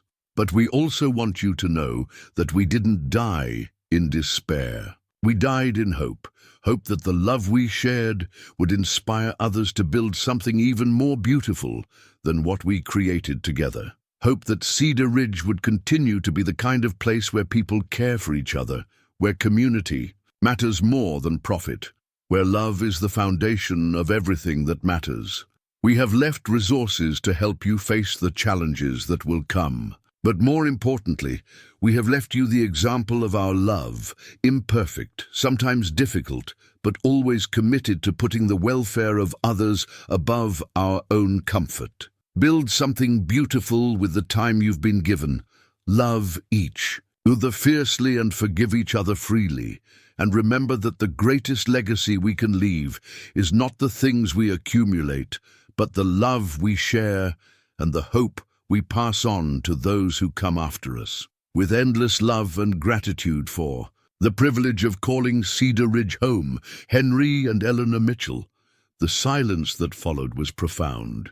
Jack looked around the room at faces transformed by understanding, by grief that could finally find resolution, by love that had been waiting 30 years to be properly honored. Finally, Pastor Johnson stood up and spoke in his gentle voice. "I think we need to say a proper goodbye to Henry and Eleanor. We never got the chance 30 years ago. Maybe it's time we remedied that." What happened next was spontaneous and beautiful. One by one, people began standing up and sharing memories of Henry and Eleanor. Stories of kindness, examples of generosity, moments when the couple had made a difference in individual lives and in the community as a whole. Mrs. Patterson talked about the time Eleanor had organized a food drive when her husband was out of work. Tom Brady shared memories of learning woodworking from Henry. A woman Jack hadn't met told the story of how Eleanor had stayed up all night helping her daughter with a school project when the girl's own mother was in the hospital. The stories continued for more than an hour, painting a picture of two people who had lived their entire married life in service to others, who had given their community everything they had to give, and who had even managed their death as a final act of love and protection. When the sharing finally ended, Martha Henley spoke for everyone. "Henry and Eleanor, we understand now why you made the choice you did. We forgive you for leaving us without explanation, and we thank you for loving us enough to spare us pain. Your love lives on in every one of us, and we promise to honor your memory by taking care of each other the way you taught us to." As people began to file out of the community center, many stopped to thank Jack for solving the mystery that had haunted them for 3 decades. But Jack knew the truth. He hadn't solved anything. He had simply been the messenger chosen to deliver Henry and Eleanor's final gift to the people they loved. The gift of understanding. The gift of closure. The gift of knowing that even in their darkest moment, they had been loved by 2 people who had sacrificed everything to protect them from unnecessary pain. The county commissioners' meeting was scheduled to begin at 7 o'clock on Thursday evening. By 6:30, the courthouse meeting room was packed beyond capacity, with people standing in hallways and watching through windows. Jack had never seen civic engagement like this in Cedar Ridge, or anywhere else. For that matter, he sat at a table near the front with the other community representatives. A stack of presentation materials arranged neatly before him. Dr. Chen's economic analysis, the community development plan, the legal documents establishing the trust, and the simple ballot that would determine Cedar Ridge's future. The ballot contained 2 questions, printed in clear, straightforward language. Question 1. Do you support allowing Alpine Development Corporation to proceed with their proposed luxury resort development in the Cedar Ridge Valley? Question 2. Do you support the community-controlled Heritage Tourism Development Plan as outlined in the Cedar Ridge Preservation Initiative? Residents could vote yes on both, no on both, or yes on one and no on the other. It was democracy in its purest form, a direct expression of community will that no corporate boardroom or government bureaucracy could ignore. Jack looked around the room and saw faces he'd come to know over the past month. Martha Henley sat in the front row, her usual composure replaced by the tense anticipation of someone who understood they were fighting for their home's survival. Tom Brady stood near the back with a group of other local business owners, their expressions grim but determined. At 7 o'clock sharp, the county commissioners called the meeting to order. Commissioner Bradley, a man in his 60s with the weathered look of someone who'd spent his life in rural Montana, served as the evening's moderator. "We're here tonight to consider 2 proposals for development in the Cedar Ridge area," he began. "First, we'll hear from Alpine Development Corporation regarding their proposed Glacier Vista Resort and residential community.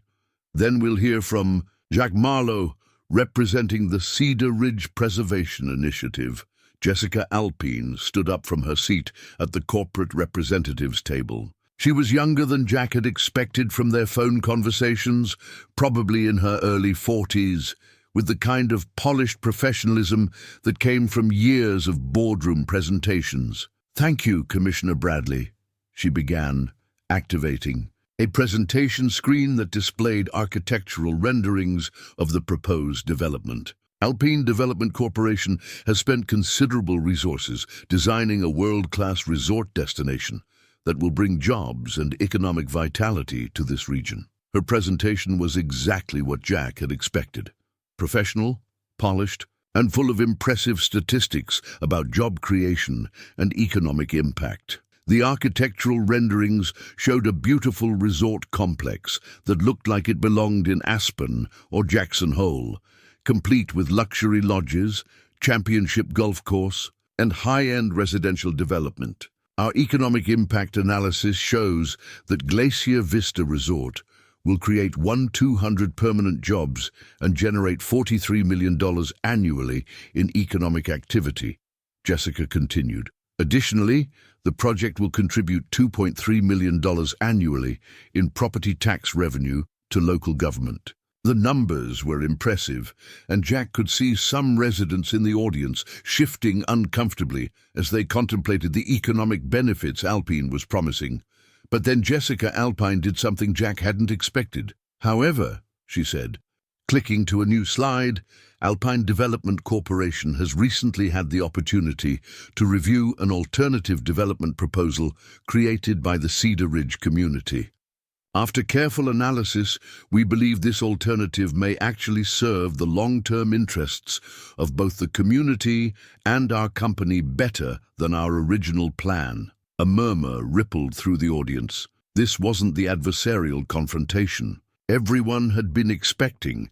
Mr. Marlowe and his colleagues have created a development plan that preserves the character that makes Cedar Ridge unique, while still creating significant economic opportunities. After extensive discussion, Alpine Development Corporation would like to propose a partnership that combines the best elements of both approaches. Jack felt his heart racing as Jessica outlined what she was proposing. Instead of the massive resort that would have transformed Cedar Ridge beyond recognition, Alpine would provide funding and expertise to help the community implement their own development plan, but on a scale that could create even more economic benefit than either approach could achieve independently. A heritage tourism destination that showcases authentic small-town life, supported by Alpine's hospitality expertise and marketing resources, she explained. Community ownership and control, but with the professional support needed to ensure success. She clicked to a financial projection that made Jack's breath catch. The partnership she was proposing would generate nearly as much economic activity as the original resort plan, but with all the jobs going to local residents and all the profits staying in the community. We believe this approach represents the future of responsible development. Corporate resources, supporting community vision rather than replacing it. When Jessica finished her presentation, Commissioner Bradley looked visibly confused. Miss Alpine, are you withdrawing Alpine Development Corporation's original resort proposal? We are, Commissioner Bradley, in favor of the partnership proposal I just outlined, assuming the community supports it. Commissioner Bradley turned to Jack. Mr. Marlowe, you're here to present the community's alternative plan. Do you want to proceed, given what we've just heard? Jack stood up, his mind racing. Everything had changed in the last 10 minutes. The enemy had become an ally, the fight had become a collaboration, and the community he'd been prepared to defend was being offered something beyond their wildest hopes. But he still needed to let Cedar Ridge speak for itself. Yes, Commissioner, I'd like to proceed, because this decision ultimately belongs to the people who call this place home, not to corporate boardrooms or government meetings. Jack's presentation was simpler than Alpine's, no fancy graphics or corporate polish, just photographs of Cedar Ridge as it was, and sketches of what it could become, with careful community-controlled development. 30 years ago, Henry and Eleanor Mitchell disappeared from this community, he began. For 3 decades, people have wondered what happened to 2 of the most beloved residents in Cedar Ridge's history. 2 weeks ago, we finally learned the truth. He told the story of Henry and Eleanor's final months, their impossible choice, and their decades-long plan to ensure that Cedar Ridge would survive and thrive long after they were gone. They left us more than money, Jack said. They left us an example of what it means to love something enough to sacrifice for it, to plan for its future, even when you won't be there to see it, to trust in the wisdom and goodness of people you've never met, but who share your values. He displayed the community development plan, the heritage tourism center, the craft workshops, the hiking trails, the farmers market, the small inn that would welcome visitors who wanted to experience authentic small-town life. This isn't about opposing development. It's about choosing development that enhances what we love about Cedar Ridge rather than replacing it. Development that creates opportunities for our children to build good lives here, rather than forcing them to move away in search of economic opportunity. Jack paused, looking around the room at the faces of people who had become his neighbors, his friends, his chosen family. But most importantly, this is about honoring the sacrifice that Henry and Eleanor made to give us this choice.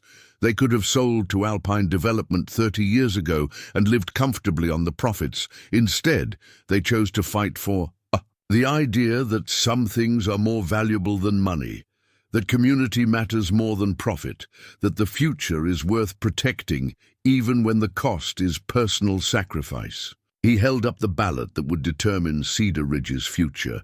In a few minutes, you'll have the chance to vote on these proposals. Not the county commissioners, not corporate executives, not government bureaucrats. You, the people who live here, who work here, who have chosen to make this place home. Jack looked directly at Jessica Alpine, then back at the community. Ms. Alpine has made a generous offer to partner with us on community-controlled development. That's a remarkable gesture, and it shows that even corporate America can learn from the example of people like Henry and Eleanor Mitchell. But partnership requires trust, and trust has to be earned through action, not just promises. If we decide to move forward with community-controlled development, with or without corporate partnership, we need to do it with our eyes wide open, with strong legal protections, and with the understanding that the final decision-making authority must always remain with the community. Jack returned to his seat, and Commissioner Bradley announced that they would now distribute ballots for community voting. The next 30 minutes would determine whether Henry and Eleanor's 30-year plan would succeed or fail. As people filled out their ballots in the kind of concentrated silence Jack hadn't experienced since college exams, he found himself thinking about the journey that had brought him to this moment. 6 weeks ago, he'd been a failed teacher with no prospects and no purpose. Tonight, he was sitting in a courthouse watching a community vote on its future based on a plan he'd helped create. And a partnership he'd helped negotiate. Sarah would have been amazed. So would Henry and Eleanor. When the ballot counting finished, Commissioner Bradley announced the results. Question 1. Alpine Development Resort. 47 votes yes, 312 votes. No. Question 2. Community-controlled development. 329 votes yes, 30 votes. No. The courthouse erupted in cheers, and Jack felt tears streaming down his face as he realized what had just happened. Cedar Ridge had chosen its own future, had voted to preserve what it loved, while embracing change that would honor its character. More than that, they had vindicated Henry and Eleanor's faith in the community they died to protect. The couple had believed that given the choice, the people of Cedar Ridge would choose love over profit, community over individual gain, hope over fear. They had been right. As people celebrated around him, Jack felt a hand on his shoulder and turned to see Jessica Alpine smiling at him.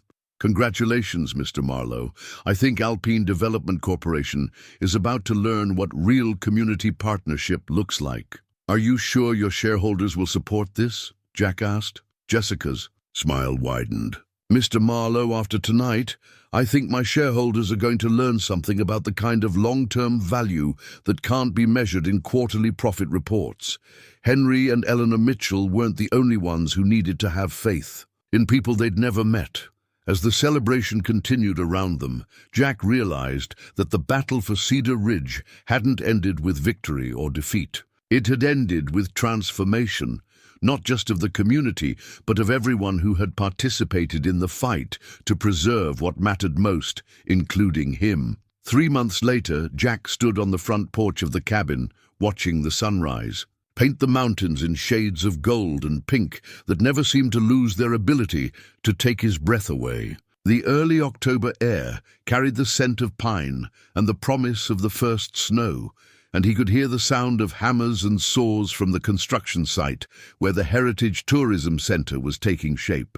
The work had begun 2 weeks after. The county commissioner's vote and the progress had been remarkable. Alpine Development had kept their word about providing expertise and resources while allowing the community to maintain control, and the partnership was proving more successful than Jack had dared to hope. But it was the changes in the people of Cedar Ridge that truly amazed him. Martha Henley had thrown herself into planning the Heritage Tourism Centre with an enthusiasm that reminded everyone why she'd been the town's unofficial social coordinator for decades. Tom Brady was supervising a crew of young people who were learning traditional building techniques while constructing the craft workshop where visitors would be able to learn woodworking, quilting, and other traditional skills. Most remarkably, Clara Whitman had agreed to serve as the Heritage Centre's director, a role that would allow her to share her encyclopedic knowledge of local history while creating educational programs for both visitors and local students. The changes in Jack himself were just as profound. The broken-down teacher who'd arrived in Cedar Ridge 6 weeks ago had been replaced by someone he barely recognized, someone who woke up each morning with a sense of purpose, someone who felt capable of handling whatever challenges the day might bring. He'd officially accepted the permanent position as administrator of the Mitchell Trust, a role that involved everything from overseeing community development projects to continuing Henry and Eleanor's tradition of anonymous support for families in need. It was work that combined his teaching skills with his newly rediscovered love of building things. Not just physical structures, but the kind of community, bonds that could survive any crisis. The morning quiet was interrupted by the sound of a car coming up the gravel drive. Jack smiled as he recognized Michael's Honda Civic, now covered with Montana mud and sporting a Cedar Ridge Heritage Center bumper sticker. His son had surprised everyone, including himself, by deciding to transfer to the University of Montana and spend his senior year completing an independent study project on sustainable rural development. He'd been living in the cabin's guest room since August, and Jack had never been happier to have him. "Close." "Morning, Dad," Michael called as he climbed the porch steps, carrying 2 cups of coffee from Martha's store.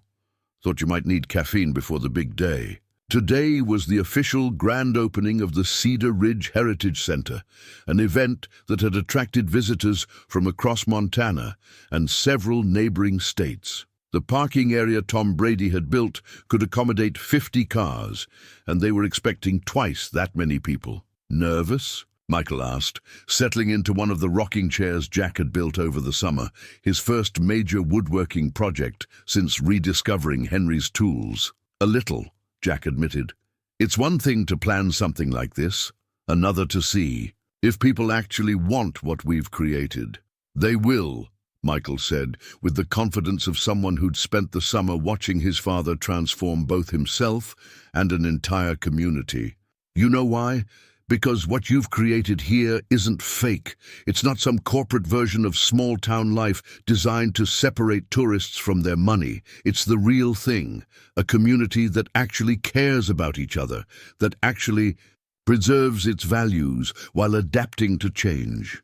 Jack looked out at the valley where Cedar Ridge nestled between the mountains, thinking about how much had changed since that first morning when he'd stood on this same porch, wondering why anyone would give a luxury cabin to a stranger for $1.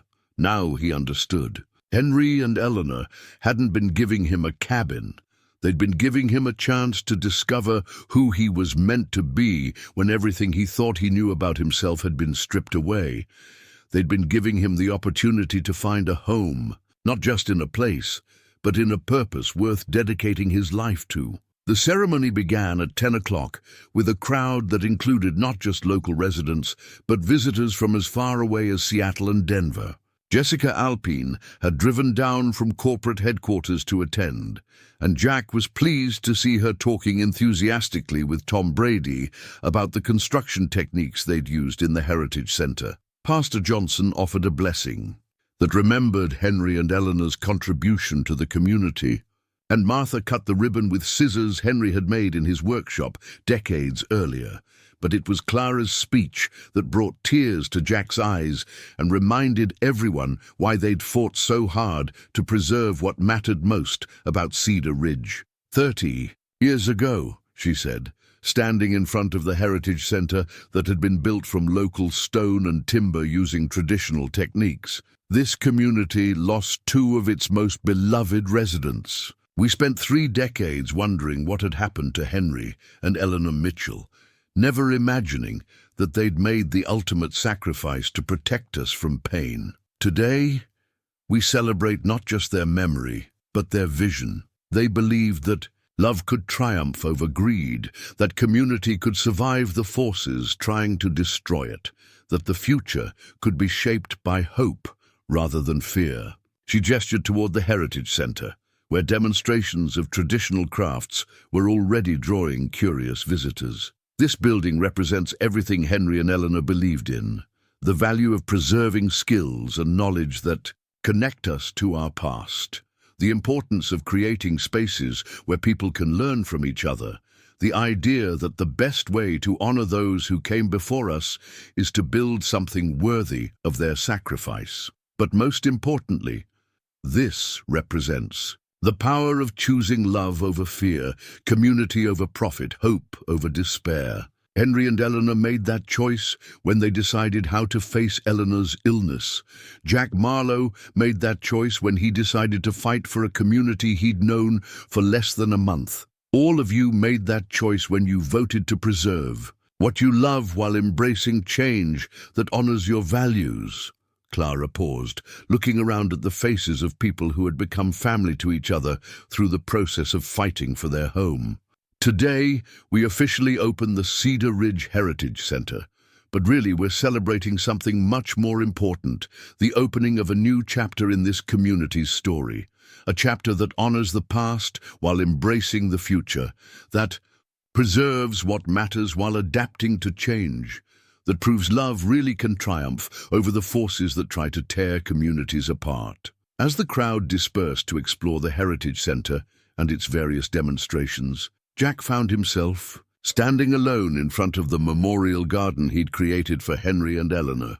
The garden occupied a small space beside the Heritage Center, with a stone bench overlooking the meadow where their ashes had been scattered 30 years earlier. The memorial itself was simple. A wooden sign Jack had carved himself reading, "Henry and Eleanor Mitchell. They built something beautiful." Surrounding it were Eleanor's roses, transplanted from the cabin's garden, and a collection of native wildflowers that bloomed from spring through fall. "They would have loved this," Martha said, joining him at the memorial. "All of it, the Heritage Center, the partnership with Alpine, the way the community came together to fight for what mattered." "I hope so," Jack replied. "Some days I wonder if we're doing what they would have wanted, or just what we think they would have wanted." Martha smiled. "Jack, you've been here long enough to understand how Henry and Eleanor operated. They never told people what to do. They just created opportunities for people to discover what they were capable of. That's exactly what this Heritage Center is. That's exactly what you've done for this community." As the afternoon wore on, Jack moved through the crowds of visitors, watching people experience Cedar Ridge the way he'd experienced it 6 weeks earlier, as a place where authenticity wasn't manufactured for tourist consumption, but lived every day by people who'd chosen to make community the foundation of their lives. He watched a group of children learn wood carving from Tom Brady, their faces intense with concentration as they worked to master skills their great-grandparents had taken for granted. He watched elderly visitors sit in rocking chairs on the Heritage Center's porch, sharing stories with local residents about small towns they'd known and lost and loved. Most remarkably, he watched Jessica Alpine participate in a quilting demonstration, led by some of Cedar Ridge's senior women, her corporate polish giving way to genuine delight as she struggled to keep her stitches straight. "She's not what I expected," Michael said, joining his father near the demonstration area. "She's not what any of us expected," Jack agreed. "I think she surprised herself as much as she surprised us." "Think the partnership will work long-term?" Jack considered the question carefully.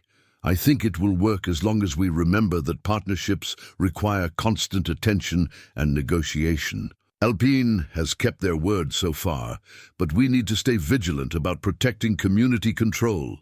And if they don't keep their word, then we'll deal with that when it happens. But for now, I'd rather focus on what we're building than what we might have to fight." As evening approached and the crowds began to thin, Jack walked back to the cabin that had become his permanent home.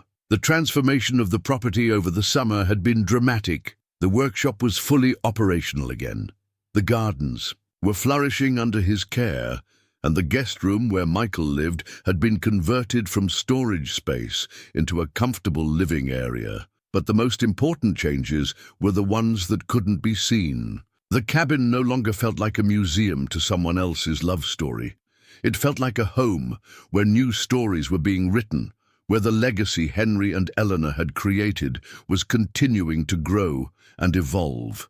That evening, as Jack and Michael sat on the front porch, watching the stars emerge over the mountains, Jack's phone buzzed with a text message from an unknown number. "Mr. Marlowe, this is Dr. Patricia Williams from the University of Vermont. I've been following the Cedar Ridge Heritage Center project through Dr. Chen's research, and I wonder if you'd be interested in speaking at our Rural Development Conference next spring. We're particularly interested in your model of community-controlled development partnerships." Jack showed the message to Michael, who grinned. "Dad, I think you're about to become famous in academic circles." "God help us all," Jack replied.